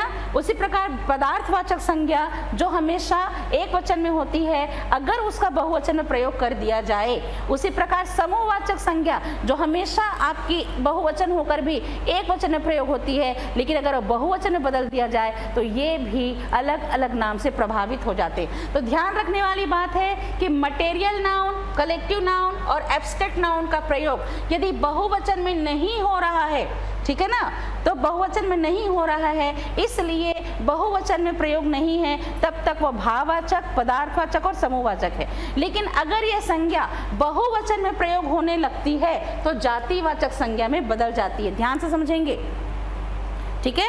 यदि भाववाचक, पदार्थवाचक और समूहवाचक संज्ञा हमेशा एक वचन में है, तब तक वो अपने नाम के अनुसार हैं, ठीक है ना। लेकिन अगर वो बहुवचन में बदल गए तब जातिवाचक संज्ञा में बदल जाते हैं। जैसे कि आम में मिठास है, मोहन की बातों में कड़वाहट है कहता है, तो ये भाववाचक संज्ञा का उदाहरण है, ठीक है। अगर वो यह सब पहरावे हैं कहता है, तो पहरावा मतलब ड्रेसअप है ना। अब वो पहरावा कह रहा है तो एक वचन में होता तो हमारे लिए वो जातिवाचक संज्ञा होती। अब पहरावे कह रहा है तब यह हमारे लिए भाववाचक संज्ञा बदल जाती है, ठीक है। इसी प्रकार अगर देखा जाए तो वहाँ तेल बिकता है, अब तेल हमारे लिए जातिवाचक संज्ञा है। अगर कहता है सरसों का तेल बाल के लिए अच्छा होता है, तब वो व्यक्तिवाचक संज्ञा हो जाती है। लेकिन कहता है बाल में तेल लगाना चाहिए, तो जातिवाचक संज्ञा है। बाजार में बहुत से तेल बिकते हैं कहता है, तो जातिवाचक संज्ञा बन जाती है। अब तेल है हमारे लिए पदार्थवाचक संज्ञा है ना, तेल है हमारे लिए पदार्थवाचक संज्ञा, तो तेल एक वचन में प्रयोग है, इसलिए पदार्थवाचक संज्ञा है। कई प्रकार के तेल बिकते हैं कहते हैं, तो बहुवचन में प्रयोग होकर वैरायटीज बताकर बहुवचन में इस्तेमाल होने से जातिवाचक संज्ञा बन जाती है, ठीक है। अब अगर एग्जाम्पल कहता है सेना समय पर पहुंच गई, सेना समय पर पहुंच गई कहते हैं, तो साधारण सा समूहवाचक संज्ञा है। दो सेनाओं में युद्ध हुआ कहते हैं, तब जातिवाचक संज्ञा बन जाती है। क्लियर हो गया बेटा? ठीक है, इतनी सारी चीजें समझ में आई। ठीक, कभी कभी यह विशेषण के प्रयोग में भी काम आने लगती है, कभी कभी यह विशेषण के रूप में प्रयोग होती है, और ये परीक्षा में पूछा गया है। ध्यान रखिएगा, ये परीक्षा में पूछा गया है ना। अब ऐसे ऐसे चीजों को पूछता है। विशेषण का प्रयोग संज्ञा के रूप में, कभी कभी विशेषण के साथ उसका विशेष्य नहीं लगा होता। अब आप कहेंगे कि विशेषण और विशेष्य क्या होते हैं? विशेषण वह शब्द है जिसके द्वारा विशेषता बताई जाती है, और विशेष्य वो है जिसके बारे में विशेषता बताई जाती है। अगर कहता है मोटा बच्चा, ठीक है ना, मोटा बच्चा, तो विशेषण यानी कि जिसके द्वारा विशेषता बताई जा रही, विशेष्य जिसके बारे में विशेषता बताई जा रही। तो कह रहा है कि जिस विशेषण के साथ में उसका विशेष्य नहीं लगा होता है, उसका प्रयोग संज्ञा के तौर पर किया जाता है। ठीक है ना, जिस विशेषण के साथ में विशेष्य नहीं होता, तो यही विशेषण संज्ञा के रूप में इस्तेमाल किया जाता है। जैसे कि वह बहुत गरीब है, वह बहुत गरीब है कह रहा है, तो वह जो है वो विशेष्य है जिसके बारे में विशेषता बताई जा रही है कि वो कैसा है, गरीब है। लेकिन अगर कहता है गरीबों की मदद करनी चाहिए, अब गरीब कह रहा है तो इसका प्रयोग विशेषण के तौर पर हो गया। गरीबों की मदद करनी चाहिए, तो गरीबों कह रहा है तो जातिवाचक संज्ञा है जो व्यक्तिवाचक संज्ञा के बदले में इस्तेमाल हो गया। वे जाने माने विद्वान हैं, अब वे कह रहा है तो विशेष्य है जिसकी विशेषता बताई जा रही है, और विद्वान कह रहा है तो विशेषण का शब्द है। लेकिन अगर कहते हैं कि विद्वानों की कद्र करनी चाहिए, विद्वानों की कद्र करनी चाहिए कहता है, अब ये विद्वान जातिवाचक नहीं बल्कि हमारे लिए विशेषण बन जाते हैं। क्लियर हो गया? तो संज्ञा समझ में आ गई, कहीं कोई दिक्कत? ठीक है, तो संज्ञा कंप्लीट हो गया। ठीक, कभी कभी यह संज्ञा क्रिया के रूप में काम आती है। ठीक है, जब तक कोई क्रिया कार्य के अंत में है, मैं चलता हूँ, मैं प्रतिदिन टहलता हूँ, मैं प्रतिदिन टहलता हूँ, मैं प्रतिदिन टहलता हूँ, तो क्रिया किसी भी शब्द के अंत में आती है ना। जब तक किसी वाक्य में क्रिया अंत में है तब तक वो क्रिया है। यही क्रिया अगर वाक्य में सबसे पहले आ जाती है, जैसे चलने से दूरी तय होगी, तो चलना क्रिया पहले आ गई। इसी प्रकार पढ़ना एक अच्छी आदत है कह रहा है, तो जब कोई क्रिया का शब्द वाक्य में पहले आ जाता है तो वह क्रिया नहीं बल्कि हमारे लिए भाववाचक संज्ञा के तौर पर इस्तेमाल होने लगती है। क्लियर हो गया? ठीक है, तो आपको संज्ञा कंप्लीट हो गया, संज्ञा समझ में आ गया।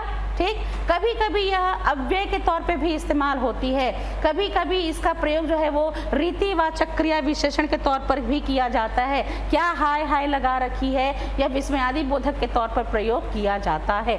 ठीक है, तो किसी भी व्यक्ति, वस्तु, स्थान या भाव के नाम का बोध कराने वाले पक्ष को संज्ञा कही जाती है। एक ही प्रकार का व्यक्ति, वस्तु, स्थान है तो उसे हम क्या कहेंगे? व्यक्तिवाचक संज्ञा। एक से ज्यादा है तो हम क्या कहेंगे? जातिवाचक संज्ञा। ठीक है, और अगर गुण दोष भाव का बोध करा रहा है तब हम क्या कहेंगे उसे? कौन सी संज्ञा? भाववाचक संज्ञा। ठीक है, इसके अलावा जब वो हमारे लिए प्रयोग करेगा किसी ऐसे तत्व या पदार्थ जिसे नापा और तौला जा सके तो उसे हम क्या कहेंगे? उसे कहा जाएगा हमारे लिए पदार्थवाचक संज्ञा। और अगर उसके गुण दोष और उसके ऐसे पक्ष का बोध कर, समूह का बोध कराता है तो समूहवाचक संज्ञा होगी। मैं रायपुर शहर में रहता हूँ, मेरे देश का नाम भारतवर्ष है। इसी प्रकार सतपुड़ा मैकल पर्वत श्रृंखला बहुत खूबसूरत है कहता है तो व्यक्तिवाचक संज्ञा। बच्चा पढ़ता है, मंत्रीगण भाषण देते हैं अगर कहता है ना। गाय चरती है कहते हैं तो जातिवाचक संज्ञा। ठीक है, अगर कहता है बारात दरवाजे पर खड़ी है, ठीक है, उसी प्रकार कह सकता है, एग्जाम्पल के तौर पर कह सकता है कि मंत्री गण कह सकता है, मंत्रीगण जातिवाचक संज्ञा है। लेकिन अगर वो कहता है, जैसे एग्जाम्पल के तौर पर कह सकता है पक्षी वृंद आसमान में उड़ रहे हैं, शिक्षक गण बैठे गए हैं कहता है, तब हमारे लिए समूहवाचक संज्ञा बन जाती है। ठीक है ना। दूसरी बात कि जब वो तरल या ठोस अवस्था में है, कि लोहा बहुत ठोस होता है, ठीक है ना, दूध फटकर दही बन जाता है कहते हैं, ठीक है ना, शहद शहद मीठा होता है कहते हैं, तो ये हमारे लिए पदार्थवाचक की श्रेणी में आएगा। इसी आधार पर अगर वो एग्जाम्पल कहता है तो जितने भी पक्ष हैं, तो एक व्यक्ति है तो व्यक्तिवाचक संज्ञा हमेशा एक वचन में होगी, जातिवाचक को बहुवचन में बदला जा सकता है, भाववाचक, पदार्थवाचक और समूहवाचक अधिकांशतः एक वचन में होते हैं। लेकिन अगर इन तीनों को बहुवचन में बदल दिया जाए तो जातिवाचक में बदल जाएंगे। किसी गुण धर्म की वजह से जातिवाचक संज्ञा अगर किसी एक व्यक्ति को संबोधित कर देगा तो व्यक्तिवाचक बन जाएगा, और व्यक्तिवाचक संज्ञा अगर गुण दोष की वजह से अनेक को संबोधित करने लग जाए तो जातिवाचक बन जाते हैं। अब थोड़ा सा यहाँ पर भी हम क्वेश्चन जो है वो देखते हैं, ठीक है ना। जैसे मान लीजिए, ठीक, मैं उत्तम पुरुष एक वचन सर्वनाम का उत्तम पुरुष बहुवचन सर्वनाम रूप क्या होगा, ठीक है ना, ध्यान से समझेंगे ना, ठीक है। मैं उत्तम पुरुष सर्वनाम एक वचन सर्वनामिक शब्द का उत्तम पुरुष बहुवचन सर्वनाम क्या होगा। मैं का बहुवचन क्या होगा, क्या तू होगा कि तुम होगा कि हम होगा कि हम लोग होगा, तो मैं का बहुवचन क्या होगा, हम, ठीक है। अन्य पुरुष सर्वनाम से संबंधित एक वचन है, अन्य पुरुष सर्वनाम से संबंधित एक वचन है, यह, वे, दोनों सही हैं, दोनों गलत हैं। तो अन्य पुरुष में क्या आते हैं, ये और वे, ठीक है ना। थर्ड पर्सन में ये, वे, इस, उस आते हैं ना, ठीक है। अगला, निजवाचक सर्वनाम से संबंधित शब्द की पहचान कीजिए। आप, अपना, अपनत्व या अपनापन।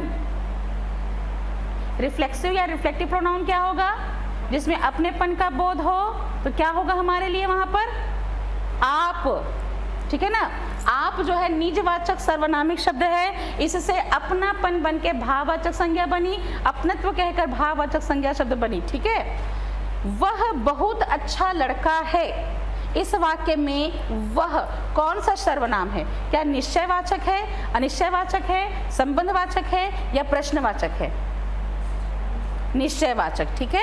क्यों है निश्चयवाचक, क्योंकि हम पर्टिकुलर एक पर्सन को क्या कर रहे हैं, संबोधित कर रहे हैं, ठीक है। अच्छा, अब देखते हैं आगे। कोई बार बार मुझे पुकार रहा है, वाक्य में कौन सा सर्वनाम है, क्या प्रश्नवाचक है कि निश्चित है कि अनिश्चित है कि संबंध बोधक है,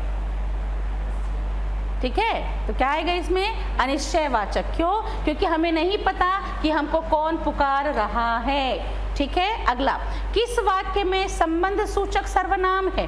अयोध्या जाने के लिए किससे कहूँ, शर्मा जी का यह घर नहीं वह है, इस घड़ी को देखो यह बहुत उपयोगी है, तेते पांव पसारिए जेते लांबी सौर। तो संबंध सूचक सर्वनाम में क्या होगा, हाँ,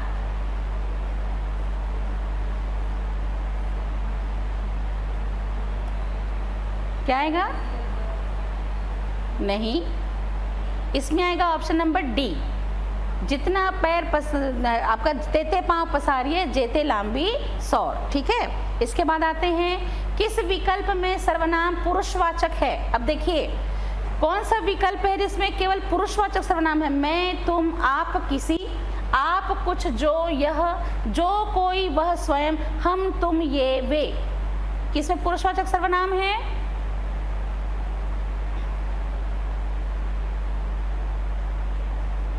देखिए, मैं, तुम, आप कह रहा है पुरुषवाचक है, किसी कह रहे तो प्रश्नवाचक हो गया, ठीक है बेटा, ठीक। आप, कुछ, जो, यह, आप कह रहे तो निजवाचक, कुछ कह रहा है तो आप क्या निश्चयवाचक, जो कह रहा है तो संबंध बोधक, यह कह रहा है तो निश्चयवाचक है ही नहीं, जो कह रहा है तो संबंध बोधक, कोई कह रहा है तो निश्चय, वह कह रहा है तो आपके पुरुषवाचक और स्वयं कह रहे तो निजवाचक। सबसे ज्यादा कलेक्शन है इसमें यह, ठीक है। अगला, अनिश्चयवाचक सर्वनाम नहीं है, कुछ भी, कुछ ना कुछ, सब कुछ, जो, वह, इसमें अनिश्चयवाचक कौन सा नहीं है,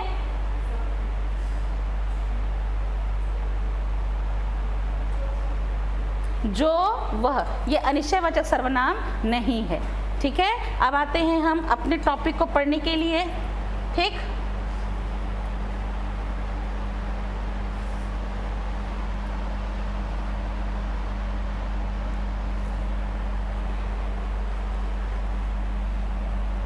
ठीक है,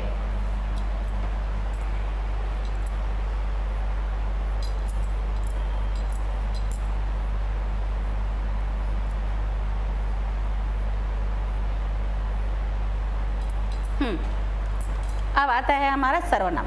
सर्वनाम जिसे हम प्रोनाउन कहते हैं, ठीक है ना।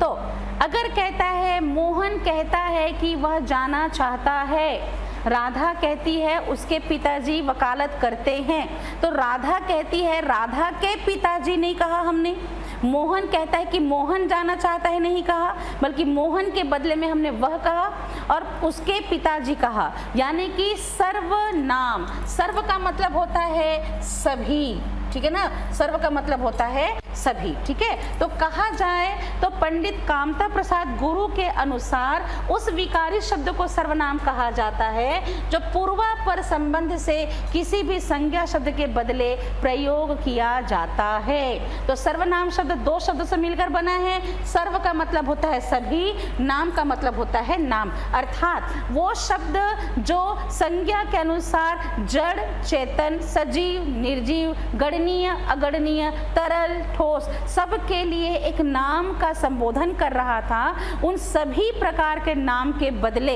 यदि हम किसी अन्य नाम को वहां रखते हैं तो उसे ही सर्वनाम कहा जाता है। इसका प्रयोग किसी व्यक्ति विशेष के द्वारा नहीं किया जाता, बल्कि सभी के द्वारा है, और सभी एक नाम का नहीं बल्कि हर एक नाम के लिए इसका प्रयोग करते हैं। जैसे कि एग्जाम्पल कह सकता है, मैं विद्यालय जाता हूँ, मैं विद्यालय जाता हूँ कहता है, मैं विद्यालय जाता हूँ।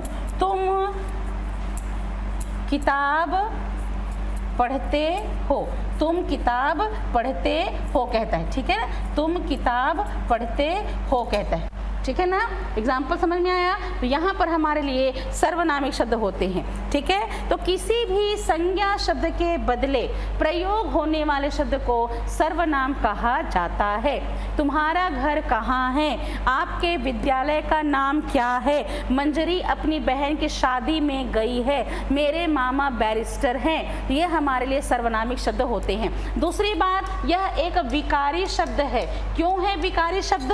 क्योंकि मैं कहता है जो बहुवचन के अनुसार हम में बदल जाता है, ठीक है ना।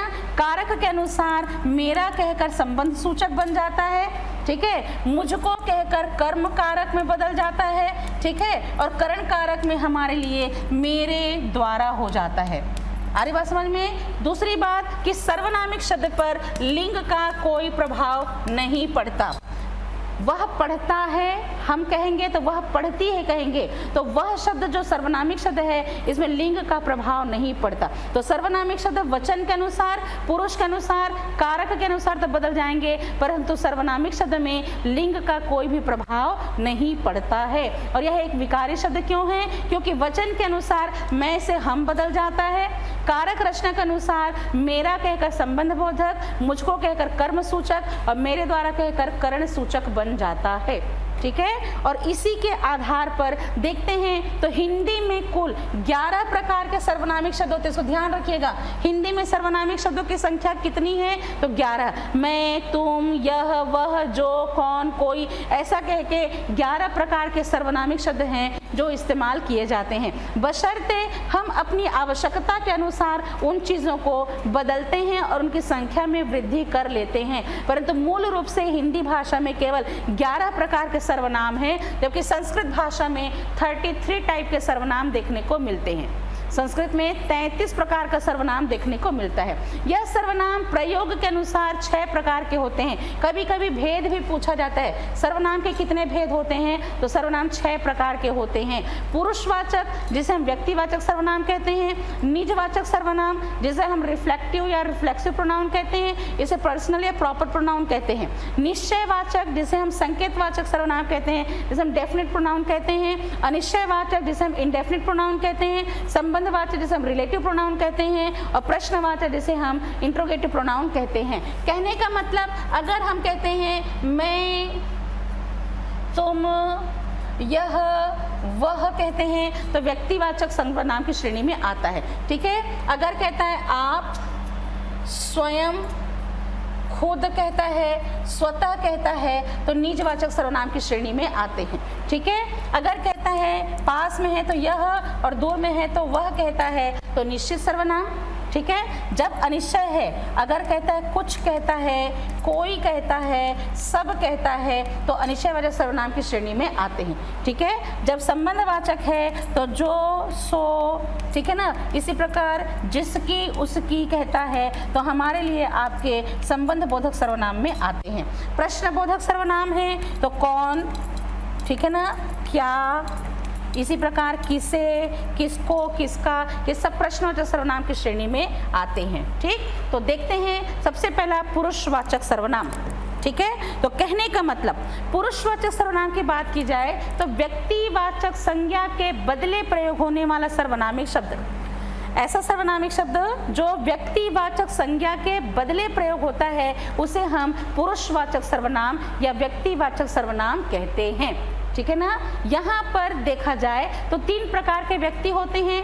एक होता है हमारे लिए वक्ता जो बात को कहता है, जिसे हम इंग्लिश में फर्स्ट पर्सन कहते हैं। एक होता है श्रोता जो हमारी बात को सुनता है, जिसे हम मध्यम या सेकंड पर्सन कहते हैं। और एक होता है हमारे लिए विषय जिसके बारे में बात की जाती है, उसे हम इंग्लिश में थर्ड पर्सन के नाम से पुकारते हैं, ठीक है ना। तो कहने का मतलब कि व्यक्तिवाचक संज्ञा के बदले में प्रयोग होने वाले तत्व को हम क्या कहते हैं, व्यक्तिवाचक सर्वनाम कहते हैं, ठीक है ना। इस व्यक्तिवाचक सर्वनाम की खासियत होती है कि जब हमारे द्वारा प्रयोग किया जाएगा तो तीन प्रकार के व्यक्ति है। प्रथम पुरुष जिसे हम वक्ता या उत्तम पुरुष कहते हैं, एक वचन के तौर पर हम क्या कहते हैं, मैं कहते हैं। बहुवचन में उसका क्या बन जाता है, हम बन जाता है। सेकंड पर्सन जिसे तू, तुम या आप कहते हैं, ठीक है ना।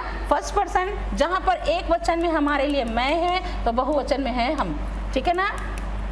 जब वो हमारे लिए सेकंड पर्सन है, first person, second person and third person, ठीक। तो हमारे लिए फर्स्ट पर्सन में है आपका मैं, ठीक है, जो बहुवचन में हमारे लिए हम बन जाता है। और हम चाहते हैं तो हम किसमें क्या लगा देते हैं, हम लोग लगा देते हैं, या हम क्या कहते हैं, हम सब, ठीक है। तू, तुम, रेस्पेक्ट देने के लिए हम क्या कहते हैं, आप कहते हैं। बहुवचन में क्या कहते हैं, हम कहते हैं आप सब, या हम कहते हैं आप लोग कहते हैं, या तुम सब, या हम क्या कहते हैं, तुम लोग कहते हैं, ठीक है ना।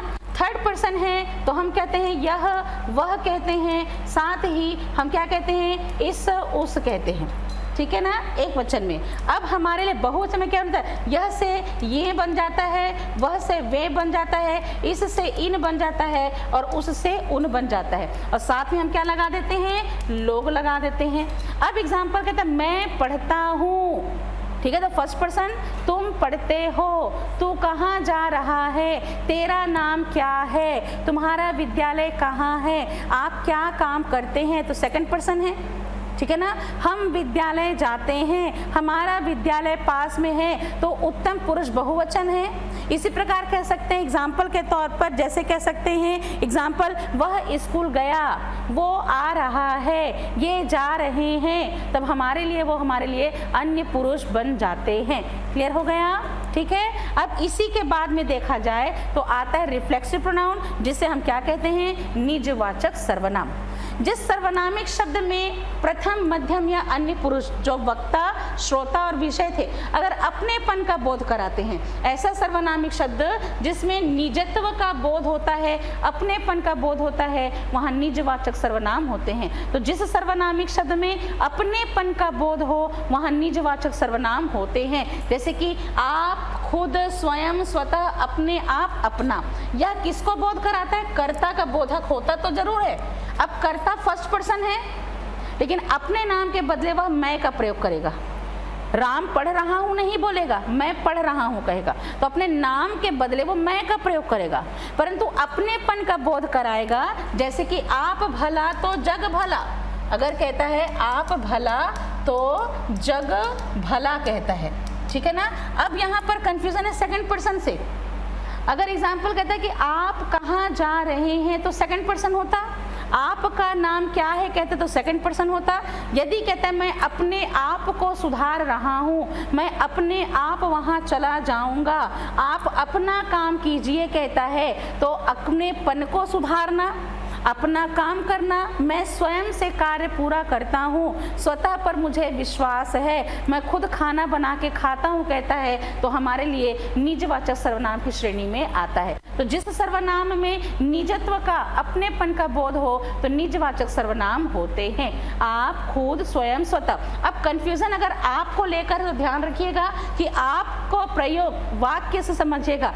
आप कहाँ रहते हैं कहेगा तो सेकंड पर्सन है, वह अपने आप को सुधार रहा है कहते हैं तो निजता का बोध वो कराता है।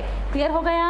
ठीक है। अब आते हैं हमारे लिए निश्चयवाचक सर्वनाम, जिसे हम क्या कहते हैं? निश्चयवाचक सर्वनाम को संकेतवाचक सर्वनाम भी कहा जाता है। इसे हम डेमोन्स्ट्रेटिव प्रोनाउन या हम इसे आपके डेफिनेट प्रोनाउन के नाम से भी पुकारते हैं।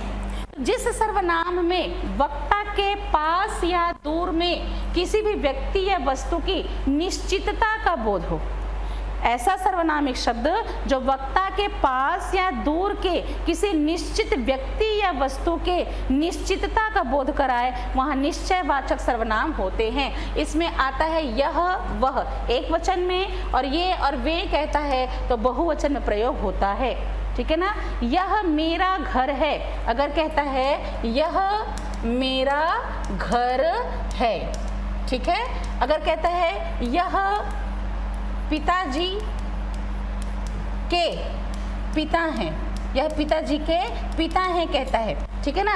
ऐसे सिचुएशन में यह शब्द है जो हमारे लिए निश्चयवाचक की श्रेणी में आते हैं, और ये निश्चयवाचक से मैक्सिमम प्रश्न पूछा जाता है। क्यों? क्योंकि ये कंफ्यूजन क्रिएट करता है थर्ड पर्सन से। ठीक है ना? हमेशा कंफ्यूजन क्रिएट करता है। अब देखिए, यह जा रहा है तो कोई भी जा सकता है, वह पढ़ रहा है कोई भी पढ़ सकता है। अगर कहते हैं यह मोहन है तो निश्चित है, यह मेरा विद्यालय है तो निश्चित है, यह मेरी ज़मीन है तो निश्चित है, यह हिंदी की किताब है तो निश्चित है, वह मंदिर है शिव जी का, वहाँ चले जाइए कहता है तो वह शिव जी का मंदिर कहते तो निश्चित है ना? वह शिव जी का मंदिर कहते हैं तो निश्चित है। तो कहने का मतलब कि यह वह का प्रयोग जब किसी निश्चितता का बोध कराता है तो निश्चयवाचक सर्वनाम की श्रेणी में आते हैं। तो निश्चयवाचक सर्वनाम में और आपके जो व्यक्तिवाचक सर्वनाम में अन्य पुरुष में अंतर क्या है कि अगर कहता है यह गाता है, वह खेलता है, तो हम किसी के बारे में बता रहे हैं। लेकिन अगर कहता है यह राधा के पिता हैं, वह मोहन का घर है, तो निश्चितता का बोध करा रहे हैं, तो निश्चयवाचक सर्वनाम यानी हम संकेत देने लगते हैं तो संकेतार्थक सर्वनाम की श्रेणी में आता है। अगला है अनिश्चयवाचक, इसे हम इंडेफिनिट प्रोनाउन कहते हैं। अब अनिश्चयवाचक सर्वनाम क्या होते हैं? जिस सर्वनामिक शब्द में किसी निश्चितता का बोध ना हो। ठीक है ना? तो ध्यान रखने वाली बात है कि जब हम निश्चित सर्वनाम का बोध कराते हैं तो निश्चयवाचक सर्वनाम यह, वह, ये, वे किसी निश्चित व्यक्ति या वस्तु की ओर संकेत कर रहे होते हैं। ठीक है? तब वो हमारे लिए निश्चयवाचक सर्वनाम जो है वो होते हैं। लेकिन कभी कभी ऐसा होता है कि पास या दूर की ऐसे व्यक्ति या वस्तु जिसकी निश्चितता का बोध ना हो, तो सर्वनामिक शब्द के द्वारा किसी ऐसे व्यक्ति या पदार्थ का बोध हो जिसका कोई पता ठिकाना ना हो, यानी उसकी निश्चितता का बोध ना हो, तो वहां पर हमारे लिए अनिश्चयवाचक सर्वनाम होते हैं। अनिश्चयवाचक सर्वनाम में हम कुछ का इस्तेमाल करते हैं। यह लो पैसे कुछ खा लेना, अगर कहता है सुबह से तुम आए हो कुछ खाया तक नहीं है ना? कुछ खाया नहीं है। ठीक है? तो निश्चित नहीं है कि उसने कुछ खाया है कि नहीं खाया। ठीक है? इसी प्रकार कह सकते हैं कोई पुकार रहा है, कोई पुकार रहा है। ठीक है? तो निश्चित नहीं है कि कौन पुकार रहा है। अगर कहता है सब यहाँ आओ, अगर कहता है सब यहाँ आओ कहता है तो भी यहाँ पर निश्चित नहीं है कि कितने को यहाँ पर आना है। ठीक है? तो देखने वाली बात है कि अनिश्चयवाचक सर्वनाम, तो ध्यान रखेंगे कि प्राणी के लिए हम किसी का प्रयोग करेंगे और पदार्थ के लिए कुछ का प्रयोग करेंगे। ध्यान रखिएगा। ठीक है ना? प्राणी के लिए किसी का प्रयोग करेंगे, किसी को बुला लाओ, किसी ने तुमसे कुछ कहा है क्या, तो ये प्राणी के लिए होगा। और वस्तु के लिए हम किसका प्रयोग करेंगे? कुछ खाया है कि नहीं, घी में कुछ मिलावट है ना? घी में कुछ मिलावट है। कोई मुझे पुकार रहा था, ऐसा न हो कि कोई आ जाए जल्दी से इसे खाकर खत्म कर लो। इसी तरह मुझे कुछ खाने को दो, भूख लगी है, तो कुछ, कोई। अब इसी प्रकार सब, है ना, सब कुछ धरा रह जाएगा कहता है। इसी प्रकार कह सकता है एग्जाम्पल के तौर पर, तो जब कभी इसका बहुवचन बदला जाता है ना, तो निजवाचक सर्वनाम को बहुवचन में नहीं बदल सकते, है ना, निजवाचक सर्वनाम को बहुवचन में नहीं बदल सकते कि आप से आप नहीं बोल सकते, है ना। उसी प्रकार अगर हम स्वयं से स्वयं नहीं कह सकते, खुद नहीं कह सकते, ठीक है ना। लेकिन निश्चयवाचक सर्वनाम तो बदल गया, यह से ये बन गया, वह से वे बन गया। वैसे ही जब अनिश्चयवाचक सर्वनाम को बहुवचन में बदला जाता है तो हम रिपीटेशन मोड में ले जाते हैं। कुछ ना कुछ खा लो, है ना, कोई ना कोई आ जाएगा, ठीक है ना, सब कुछ धरा रह जाएगा, हर कुछ, जो कुछ, सब कुछ, कुछ ना कुछ, है ना, कोई ना कोई, हर कोई, ऐसे कहकर हम उसका बहुवचन में भी निर्माण कर सकते हैं, ठीक है ना। आगे समझ में, ठीक। अब आता है हमारे लिए अनिश्चयवाचक सर्वनाम के बाद में संबंध बोधक। संबंध बोधक सर्वनाम को रिलेटिव प्रोनाउन कहा जाता है, जहां एक सर्वनामिक शब्द का संबंध दूसरे सर्वनामिक संबंध से जोड़ा जाए। तो ऐसा सर्वनामिक शब्द जहां पर दो व्यक्ति या वस्तुओं का पारस्परिक संबंध प्रकट किया जाए, यानी कि एक सर्वनामिक शब्द से दूसरे सर्वनामिक शब्द का क्या बताया जाए, संबंध बताया जाए, तो वहां संबंध बोधक सर्वनाम होते हैं। जिसकी उसकी कह सकते हैं, जो सो जैसी वैसी, ठीक है ना। अब अगर कह सकता है एग्जाम्पल के तौर पर, तो संबंध बाधक सर्वनाम का इस्तेमाल कहीं ना कहीं हम एक मिश्र वाक्य के निर्माण में करते हैं। यह वही मैदान है जहां मैं खेला करता था कह के मिश्र वाक्य का प्रयोग करते हैं। वैसे ही कह सकते हैं, जहां न पहुंचे रवि वहां पहुंचे कवि, इसके भी प्रयोग कर सकते हैं। तो जो जैसा करेगा वो वैसा भरेगा, जैसी करनी वैसी भरनी, जिसकी लाठी उसकी भैंस, ठीक है ना। यह वही ट्रांजिस्टर है जिसे मैंने मेले से खरीदा था, ठीक है। यहाँ कौन है जो मुझे पहचानता नहीं है, ठीक है। उसी प्रकार कौन आया था और वह मुझसे क्या चाहता है, ठीक है। इसी प्रकार दूध में क्या गिर, आपको कहता है, वह एग्जाम्पल के तौर पर कहता है जिसकी लाठी उसके, अगर कहेगा कि वह कौन है जो मधुर स्वर में गा रहा है, ठीक है। तो जहां एक सर्वनामिक शब्द से दूसरे सर्वनामिक शब्द का संबंध, जो सो जिसकी उसकी, जैसी वैसी, जैसा वैसा, ये सब हमारे लिए संबंध बोधक सर्वनाम की श्रेणी में आते। अब आता है प्रश्नवाचक। प्रश्न करने के लिए प्रयोग होने वाले सर्वनामिक शब्द जिससे व्यक्ति विशेष से प्रश्न पूछने हेतु उसका प्रयोग किया जाए, तो वहाँ प्रश्नवाचक सर्वनाम होते हैं। कौन, क्या, किसे, किसने, किसको, किसका, ठीक है ना, ये सब हमारे लिए प्रश्नवाचक सर्वनाम है, ठीक है ना। अगर कहता है कौन और क्या, किसे, किसने, किसको, किसका, ये सब व्यक्ति विशेष से प्रश्न पूछा जाएगा, ठीक है ना। कौन गा रहा है, कौन पुकार रहा है, यह किसकी किताब है, ठीक है ना, तुम्हें कहाँ जाना है। तो कहने का मतलब है कि यह पत्र किसने लिखा है, कौन आया था और क्या चाहता था, दूध में क्या गिर गया, तुम यहाँ कैसे आए, तुम्हें कितने रुपए की ज़रूरत है। तो कौन, क्या, किसे, किसने, किसको, किसका, इन सब का प्रयोग अगर किसी व्यक्ति से प्रश्न पूछने के लिए किया जाए तो प्रश्नवाचक सर्वनाम की श्रेणी में आते हैं। क्लियर हो गया। और इस आधार पर हमारे लिए सर्वनामिक शब्द 6 प्रकार के होते हैं। व्यक्तिवाचक संज्ञा के बदले प्रयोग हो रहा है तो व्यक्तिवाचक सर्वनाम, जिसमें प्रथम पुरुष, मध्यम पुरुष और अन्य पुरुष होते हैं। दूसरा, जिसमें अपनेपन का बोध हो तो निजवाचक सर्वनाम, जहाँ किसी पास या दूर में रहने वाले व्यक्ति वस्तु की निश्चितता का बोध हो तो निश्चयवाचक सर्वनाम, जहाँ निश्चितता का बोध न हो तो अनिश्चयवाचक सर्वनाम। एक सर्वनाम से दूसरे का संबंध जोड़ा तो संबंध बोधक सर्वनाम, और प्रश्न पूछने हेतु प्रयोग किया गया तो प्रश्नवाचक सर्वनाम होते हैं। इस तरह पर्सनल या प्रॉपर नाउन, रिफ्लेक्सिव या रिफ्लेक्टिव नाउन आपका होता है डेमोन्स्ट्रेटिव प्रोनाउन, ठीक है। उसी प्रकार हम इंडिकेटिव प्रोनाउन भी कह सकते हैं, इंडेफिनिट प्रोनाउन होता है, रिलेटिव प्रोनाउन होता है और इंट्रोगेटिव प्रोनाउन होते हैं। क्लियर हो गया। इन सब से हटकर एक और सर्वनामिक शब्द की खोज करी थी दिमशित्स के अनुसार।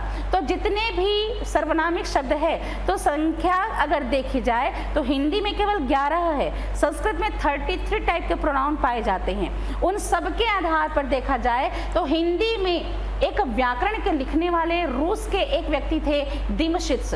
इस दिमशित्स ने जिस तरह संज्ञा की पहचान बताई है ना, व्यक्ति, वस्तु, स्थान, देश, नगर, राज्य, सड़क, ग्राम, पंचायत, जितने भी पहचान, वैसे ही इन्होंने कहा कि इन सब से हटकर एक और सर्वनाम पाया जाता है जिसे हम कहते कहते हैं आपके ऐसे सर्वनाम जिसे संयुक्त सर्वनाम कहा जाता है। इसे हम जॉइंट प्रोनाउन कह सकते हैं या हम इसे यौगिक सर्वनाम की श्रेणी में रखते हैं। तो संयुक्त सर्वनाम या यौगिक सर्वनाम, कभी कभी हम क्या करते हैं कि एक वचन से बहुवचन बदलने के लिए हम शब्द को रिपीटेशन ले जाते हैं ना, कोई ना कोई, है ना, कहीं ना कहीं, किसी न किसी, है ना, कुछ ना कुछ, हर कुछ, सब कुछ, जो कुछ, इतना कुछ कहते हैं ना। तो कभी कभी हम क्या करते हैं कि दो सर्वनामिक शब्दों को क्या कर देते हैं, जोड़ देते हैं, है ना। तो क्या कह रहा है कि ऐसा सर्वनामिक शब्द जो संयुक्त हो जाता है ये अलग प्रकार का सर्वनाम है, गिना नहीं जाता है। तो सर्वनामिक शब्द की संख्या केवल 6 होगी, इसको मिला के 7वां नहीं करेंगे, ठीक है। तो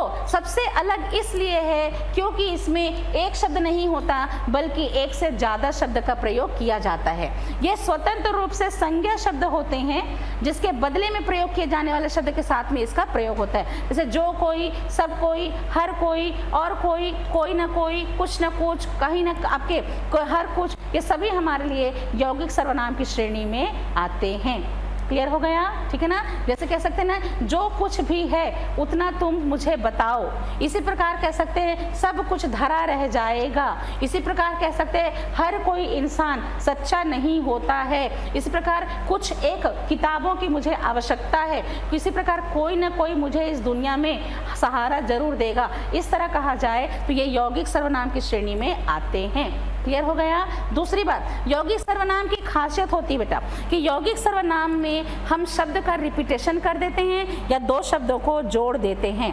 अब यह सर्वनामिक विकारी शब्द क्यों है, मैं आपको पहले ही बता चुकी हूँ कि विकारी क्यों है, क्योंकि वचन के अनुसार बदल जाता है, पुरुष के अनुसार बदल जाता है, कारक के अनुसार बदल जाता है, परंतु सर्वनामिक शब्द में कहीं ना कहीं लिंग का कोई भी प्रभाव नहीं पड़ता है। क्लियर हो गया, ठीक है। अब आते हैं हम अगले टॉपिक की ओर, जो है हमारे लिए विकार उत्पन्न कराने का कारक, जिसे कहा जाता है हमारे लिए आपका ऐसा पक्ष जो हमारे लिए आपकी सेट कैटेगरी में आता है, जो है वचन। तो कहने का मतलब कि शब्द का वह रूप, शब्द का वह रूप जिसके आधार पर हम क्या करते हैं, किसी भी संज्ञा और सर्वनाम में विकार उत्पन्न कराने का कारण मानते हैं। तो शब्द के जिस रूप से, किसी भी शब्द के रूप से जहां उसके विकार उत्पन्न होते हैं तो उसे विकारी शब्द कहा जाता है। तो वचन एक विकार उत्पन्न कराने का सबसे प्रमुख कारण माना जाता है, ठीक है ना। किसी भी संज्ञा और सर्वनाम में विकार उत्पन्न कराने का सबसे प्रमुख कारण वचन को माना जाता है। तो प्रश्न क्या कहता है कि संज्ञा सर्वनाम को विकारी बनाने का कारण निम्न है। क्या लिंग है, क्या वचन है, क्या क्रिया है, या ऑप्शन ए और बी दोनों। तो संज्ञा और सर्वनाम के विकार उत्पन्न होने का कारण कौन सा है, ए और बी दोनों। बहु का बहुवचन शब्द क्या है, बहुए, बहु, बहुएं या बहुएं, ठीक है ना। क्या आएगा, हाँ, डी आएगा कि सी, सी आएगा। क्यों, क्योंकि जब वो एक वचन में बहु में दीर्घ की मात्रा है, बहुवचन बदलते समय लघु की मात्रा में बदल जाती, ठीक है ना। अगला क्वेश्चन, एक वचन बहुवचन का गलत जोड़ा का युग्म कौन सा है। शाला का शालाएं, बूढ़ा से बुढ़िया से बुढ़ियां, पाठक से पाठक वर्ग और राजा से राजाएं। किसमें बहुवचन का प्रयोग गलत है, किसमें गलत है बहुवचन का प्रयोग,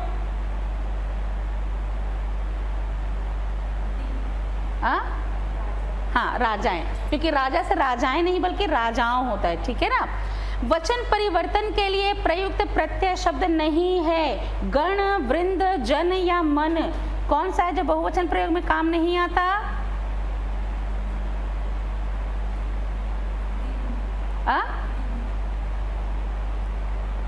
बताइए। बहुवचन बनाने के लिए हम कुछ सफिक्स का यूज करते हैं, कुछ प्रीफिक्स का यूज करते हैं। तो इनमें से कौन सा सफिक्स है जो यूज नहीं करते हैं, बताइए। गण लगाते हैं क्या, बताओ, गण लगाते हैं कि नहीं, क्यों। अध्यापक है तो अध्यापक गण बोलते हैं, छात्रगण बोलते हैं। वृंद लगाते हैं कि नहीं, क्यों नहीं लगाते? पक्षी वृंद, खग वृंद बोलते हैं, ठीक है, जन लगाते हैं, 1 जन, 10 जन, बहुत जन लगाते हैं, पर छत्तीसगढ़ी में लगता है मन, है ना, हिंदी में इसका इस्तेमाल नहीं होता। बहुत सिंपल से क्वेश्चन है बेटा, ऐसे सिंपल से क्वेश्चन आपको समझने होंगे, ठीक है। अगला कह रहा है कि तुम, तुमने, तुम लोगों, यह किस वचन में है? क्या ये एक वचन में है, द्विवचन में है, बहुवचन में है, या कोई नहीं? तुम, तुमने, तुम लोगों, यह किस वचन में है?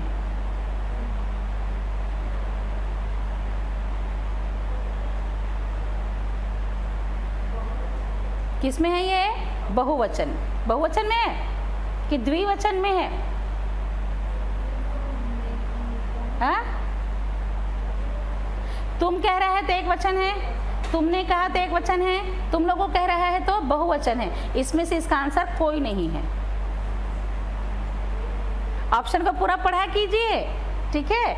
आप देखिए, संज्ञा की एकता या बहुलता का बोध कराने वाले को क्या कहते हैं? क्या सर्वनाम, क्या विशेषण, क्या क्रिया या वचन, क्या कहते हैं? कितना मिस्टेक करते हो, अभी तक एक भी आंसर सही नहीं दिया है आप लोगों ने, ठीक है ना। कौन सा शब्द बहुवचन में नहीं बदला जा सकता? गिरी, माया, प्रेम, सभी, किसको बहुवचन में नहीं बदल सकते?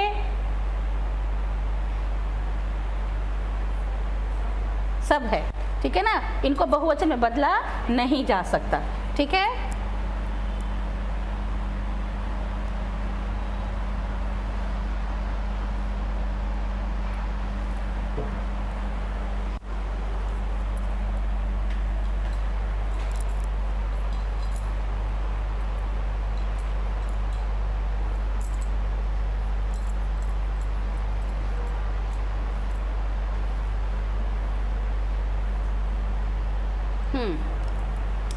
चलिए, अब आता है हमारा अगला टॉपिक जो है हमारा वचन, ठीक है। क्या कह रहे हैं? संज्ञा, सर्वनाम, विशेषण और क्रिया के जिस रूप से उसकी संख्या का बोध हो, संज्ञा, सर्वनाम, विशेषण के क्रिया की जिस रूप से उसकी संख्या का बोध हो उसे वचन कहा जाता है।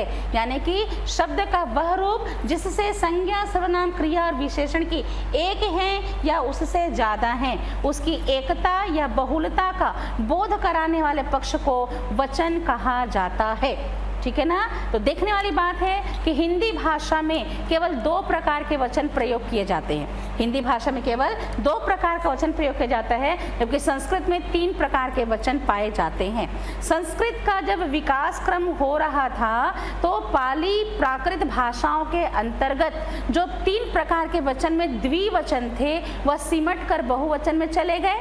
तो अपभ्रंश की शाखाओं के आते तक हिंदी भाषा में केवल 2 प्रकार के वचन पाए गए और इस तरह वर्तमान समय में हमारे पास केवल 2 प्रकार का वचन पाया जाता है। अंग्रेजी में भी केवल 2 टाइप्स के नंबर्स पाए जाते हैं, सिंगुलर नंबर और प्लूरल नंबर, ठीक है। तो जहाँ पर हिंदी की बात की जाए तो संस्कृत में 3 वचन हैं, एक वचन, द्विवचन और बहुवचन, जबकि हिंदी भाषा में और अंग्रेजी भाषा में केवल 2 प्रकार के वचन पाए जाते हैं। एक संख्या का बोध कराया तो उसे हम क्या कहते हैं? एक वचन। जैसे कि लड़का कहता है, जैसे कि शिक्षक कहता है, ठीक है, तब तक ये हमारे लिए किस में है?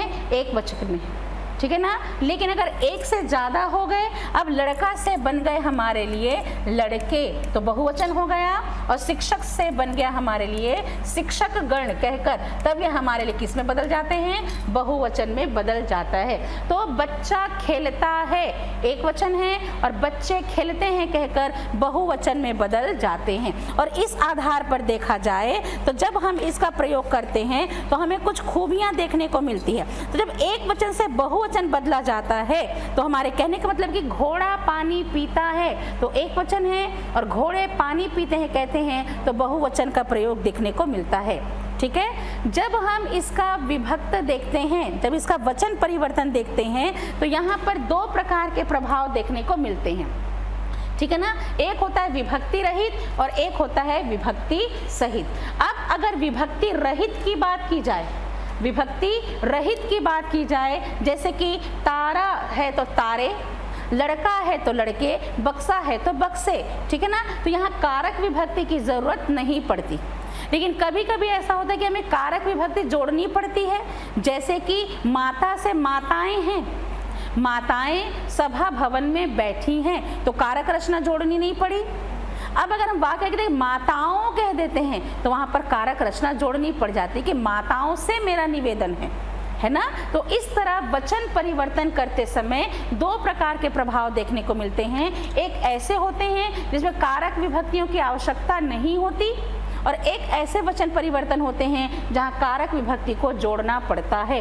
वचन परिवर्तन के लिए आपको नहीं कहा जाता है, छत्तीसगढ़ी लैंग्वेज में पूछा जाता है कि लइका का वचन परिवर्तन कीजिए, या कहा जाता है कि लइका मन का वचन पहचानिए।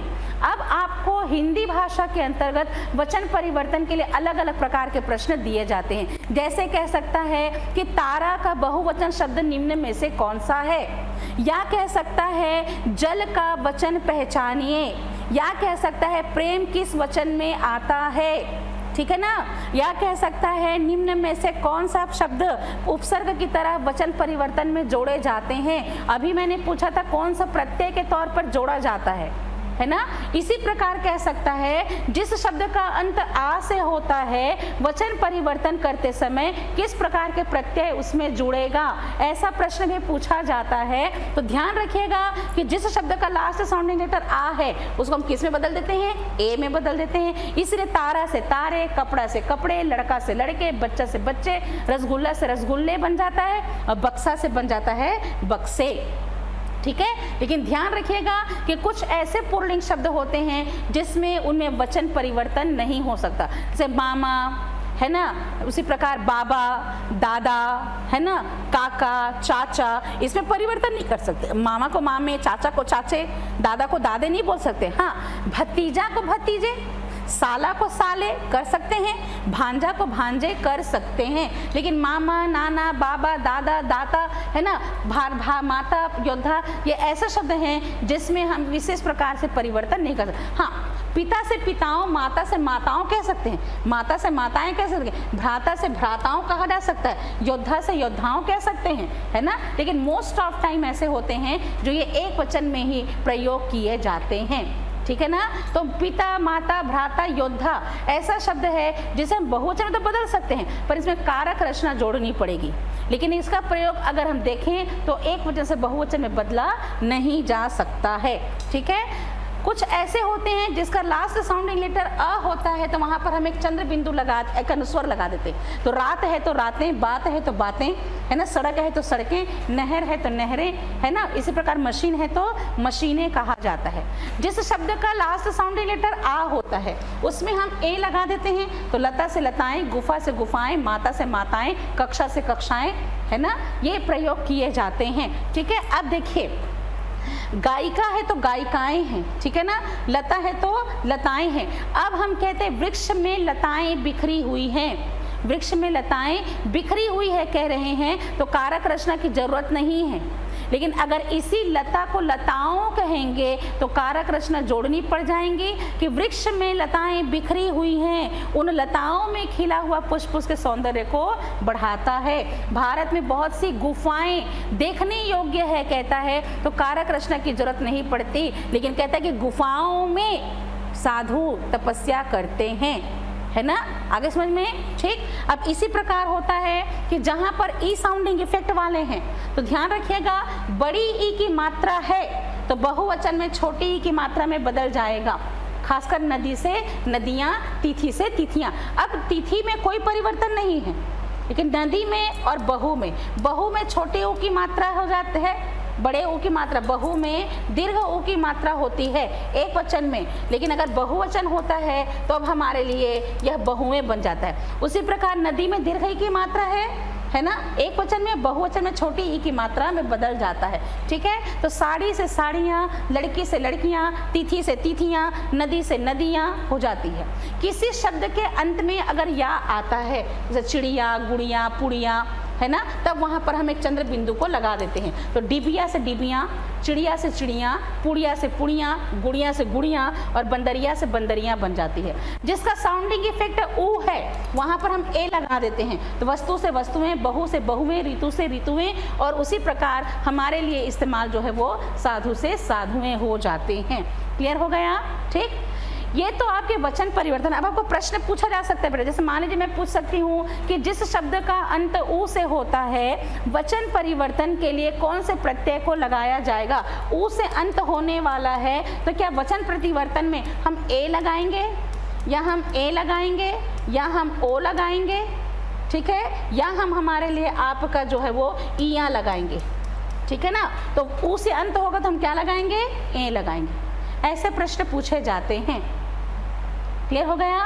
ठीक, अब आता है हमारा वो हिस्सा जहां हम कुछ प्रत्यय और कुछ उपसर्गों का प्रयोग करते हैं। जब वचन परिवर्तन किया जाता है तो वचन परिवर्तन करते समय हमारे द्वारा कुछ उपसर्गों की आवश्यकता महसूस होती है और कुछ प्रत्ययों की आवश्यकता महसूस होती है। जैसे कि हम गण, वर्ग, संघ, जन, वृंद, तो पक्षी वृंद, खग वृंद, अध्यापक गण, शिक्षक गण, मंत्रीगण कहते हैं, छात्रगण कहते हैं, युवा संघ कहते हैं, छात्र संघ कहते हैं, पाठक वर्ग, श्रोता वर्ग कहते हैं, ठीक है ना। इसी प्रकार एक जन, 10 जन, बहुत जन कहते हैं, हम लोग, तुम लोग कहते हैं। इसका प्रयोग हम प्रत्यय के तौर पर बहुवचन बनाने के लिए करते हैं। दूसरा, इसी तरह कुछ उपसर्ग है, ढेर सारा, खूब सारा, बहुत सारा, इसका इस्तेमाल जो है वो हमारे द्वारा किया जाता है और हमारा एक वचन से बहुवचन का प्रयोग हो जाता है, ठीक है। कभी कभी उपसर्ग और प्रत्यय दोनों को मिला लेते हैं, जैसे कि बहुत जन आदमी, अब बहुत उपसर्ग है और जन प्रत्यय है, सभी लोग कह रहा है, तो ये दोनों हमारे लिए उपसर्ग और प्रत्यय हैं। इसी प्रकार सब जन कह रहा है। क्लियर हो गया? अगली बात कि आवश्यकता के अनुसार जब हमारे परिवर्तन होते हैं वचन के, तो लता से लताएं हैं, गुफा से गुफाएं हैं, ठीक है ना। उसी रूप में वस्तु से वस्तुएं हैं, लेकिन कभी कभी लता से लताएं, गुफा से गुफाएं के बदले में हम लता से लताओं, गुफा से गुफाओं, साधु से साधुएं नहीं बल्कि साधुओं, भाई से भाइयों कहने लगते हैं। ऐसी सिचुएशन में मुनि से मुनिये नहीं है, मुनियों कहने लगते हैं, भाई से भाइयों कहने लगते हैं, रोटी से रोटियां हैं। मैंने 15 रोटियां सेकी हैं, मैंने 15 रोटियां सेकी हैं कहते हैं, तब वो हमारे लिए रोटी का बहुवचन रोटियां हैं, जिसमें कारक रचना की जरूरत नहीं पड़ी। लेकिन अगर कहते हैं मैंने रोटियों में घी लगाया, तब रोटियों कह रहा है, तो कारक विभक्ति की वहां पर क्या पड़ जाती है? आवश्यकता महसूस होने लगती है। पुरुष है तो पुरुषे नहीं बल्कि क्या कहेंगे? पुरुषों। नर है तो नरों, भैंस है तो भैंसों। इन सबसे हटकर कभी कभी हम एक और प्रयोग देखते हैं जो द्विवचन का प्रयोग कहलाता है। अब द्विवचन का प्रयोग कैसा होता है? जहां पर हमारे द्वारा ऐसे प्रयोग किए जाते हैं जहां शब्द के रूप में हम देखते हैं कि एक नहीं बल्कि दो का बोध है। तो हम यहाँ पर क्या कहते हैं? युग्म कहते हैं, हम जोड़ा कहते हैं, हम नग का प्रयोग करते हैं, है ना। तो हम क्या कहते हैं?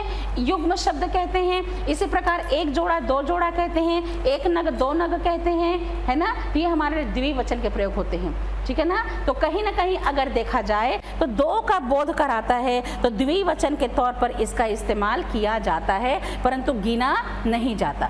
भगवान, अगर बात की जाए, भगवान की बात की जाए, या जो हमारे लिए रेस्पेक्टेबल पर्सन है, सिंगुलर पर्सन होकर भी प्लूरल पर्सन की तरह ट्रीट किया जाता है, ठीक है ना। तो एक वचन में होकर भी आदरणीय पक्ष को हम बहुवचन के तौर पर इस्तेमाल करते हैं। वही आत्मीय संबंध के तौर पर देवी देवता है तो हम उसे एक वचन के तौर पर भी इस्तेमाल करते हैं कि तू कितना कृपालु है, तू कितना दयालु है, अगर हम कहते हैं, ठीक है, तो उसका प्रयोग एक वचन के तौर पर भी होता है। आप यहाँ से चले जाइए कहता है तो बहुवचन के तौर पर प्रयोग होता है।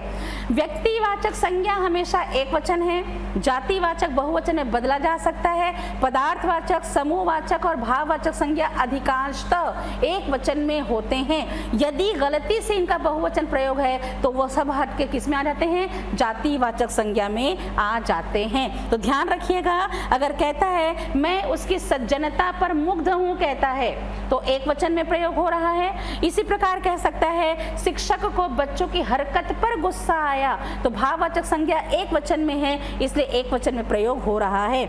इसी प्रकार कह सकता है उसके पास बहुत सारा सोना है, तो एक वचन में है तो पदार्थवाचक संज्ञा, है ना, 10 तोले सोने से निर्मित कह रहा है, तो हमारे लिए आपकी बन जाती है बहुवचन के प्रयोग। इसी प्रकार चमेली गुलाब तेल बिकता है कहते हैं, तो व्यक्तिवाचक जातिवाचक संज्ञा बल्कि व्यक्तिवाचक संज्ञा, लेकिन यहाँ बहुत से तेल बिकते हैं कहता है तो जातिवाचक संज्ञा में बदल जाते हैं। तो पूछता है आपको कि कौन सा शब्द एक वचन में है या बहुवचन में, तो ध्यान रखेंगे प्राण, दया, कृपा, घृणा, नफरत, प्रेम, वीरता, बहादुरी, सेना, पानी, वर्षा अगर कहता है, इसी प्रकार करुणा, दया, माया, मोह कहता है, अतिथि, फूल, हाथी, व्यक्ति, आदमी, सन्यासी, साधु, पशु कहता है, जंतु कहता है, रेडियो, फोटो कहता है, मोर कहता है, शेर कहता है, मोती कहता है, गुरु, भालू कहता है, ये सब हमारे लिए मनुष्य जाति।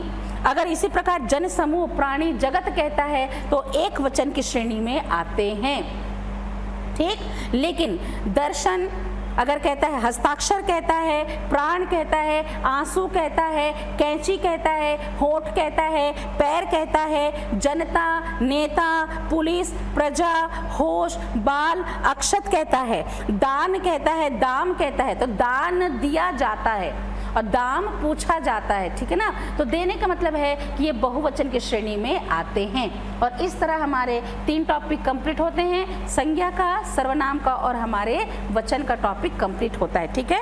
कल की क्लास में हम पढ़ेंगे आपके विशेषण और क्रिया को, ठीक है। तो पहले थोड़ा सा MCQ है ना, 3, 4, 5 MCQ के बाद में हम टॉपिक जो है वो शुरू करेंगे। तो कभी क्लास में समझ में आया, कहीं से कोई दिक्कत तो नहीं है, ठीक। तो इतना सिंपल सा क्वेश्चन पूछती हूँ बेटा, आप लोग 2 बार 3 बार पढ़ चुके हो, फिर भी आप लोग क्वेश्चन में घबरा जाते हैं, क्यों होता है ऐसा? मैं पहले ही बोल चुकी हूँ, लैंग्वेज के लिए पर डे 1 आवर्स निकालिए। अगर आपने 1 आवर्स पर डे नहीं दिया तो मुश्किल है किसी भी एग्ज़ाम में क्वालिफाई कर पाना, ठीक है ना। सिली सा सिंपल सा क्वेश्चन भी अगर आप नहीं बना पा रहे हैं, मतलब आप खुद को परखिए कि आप कितने ज़्यादा पीछे हैं अभी, ठीक है ना।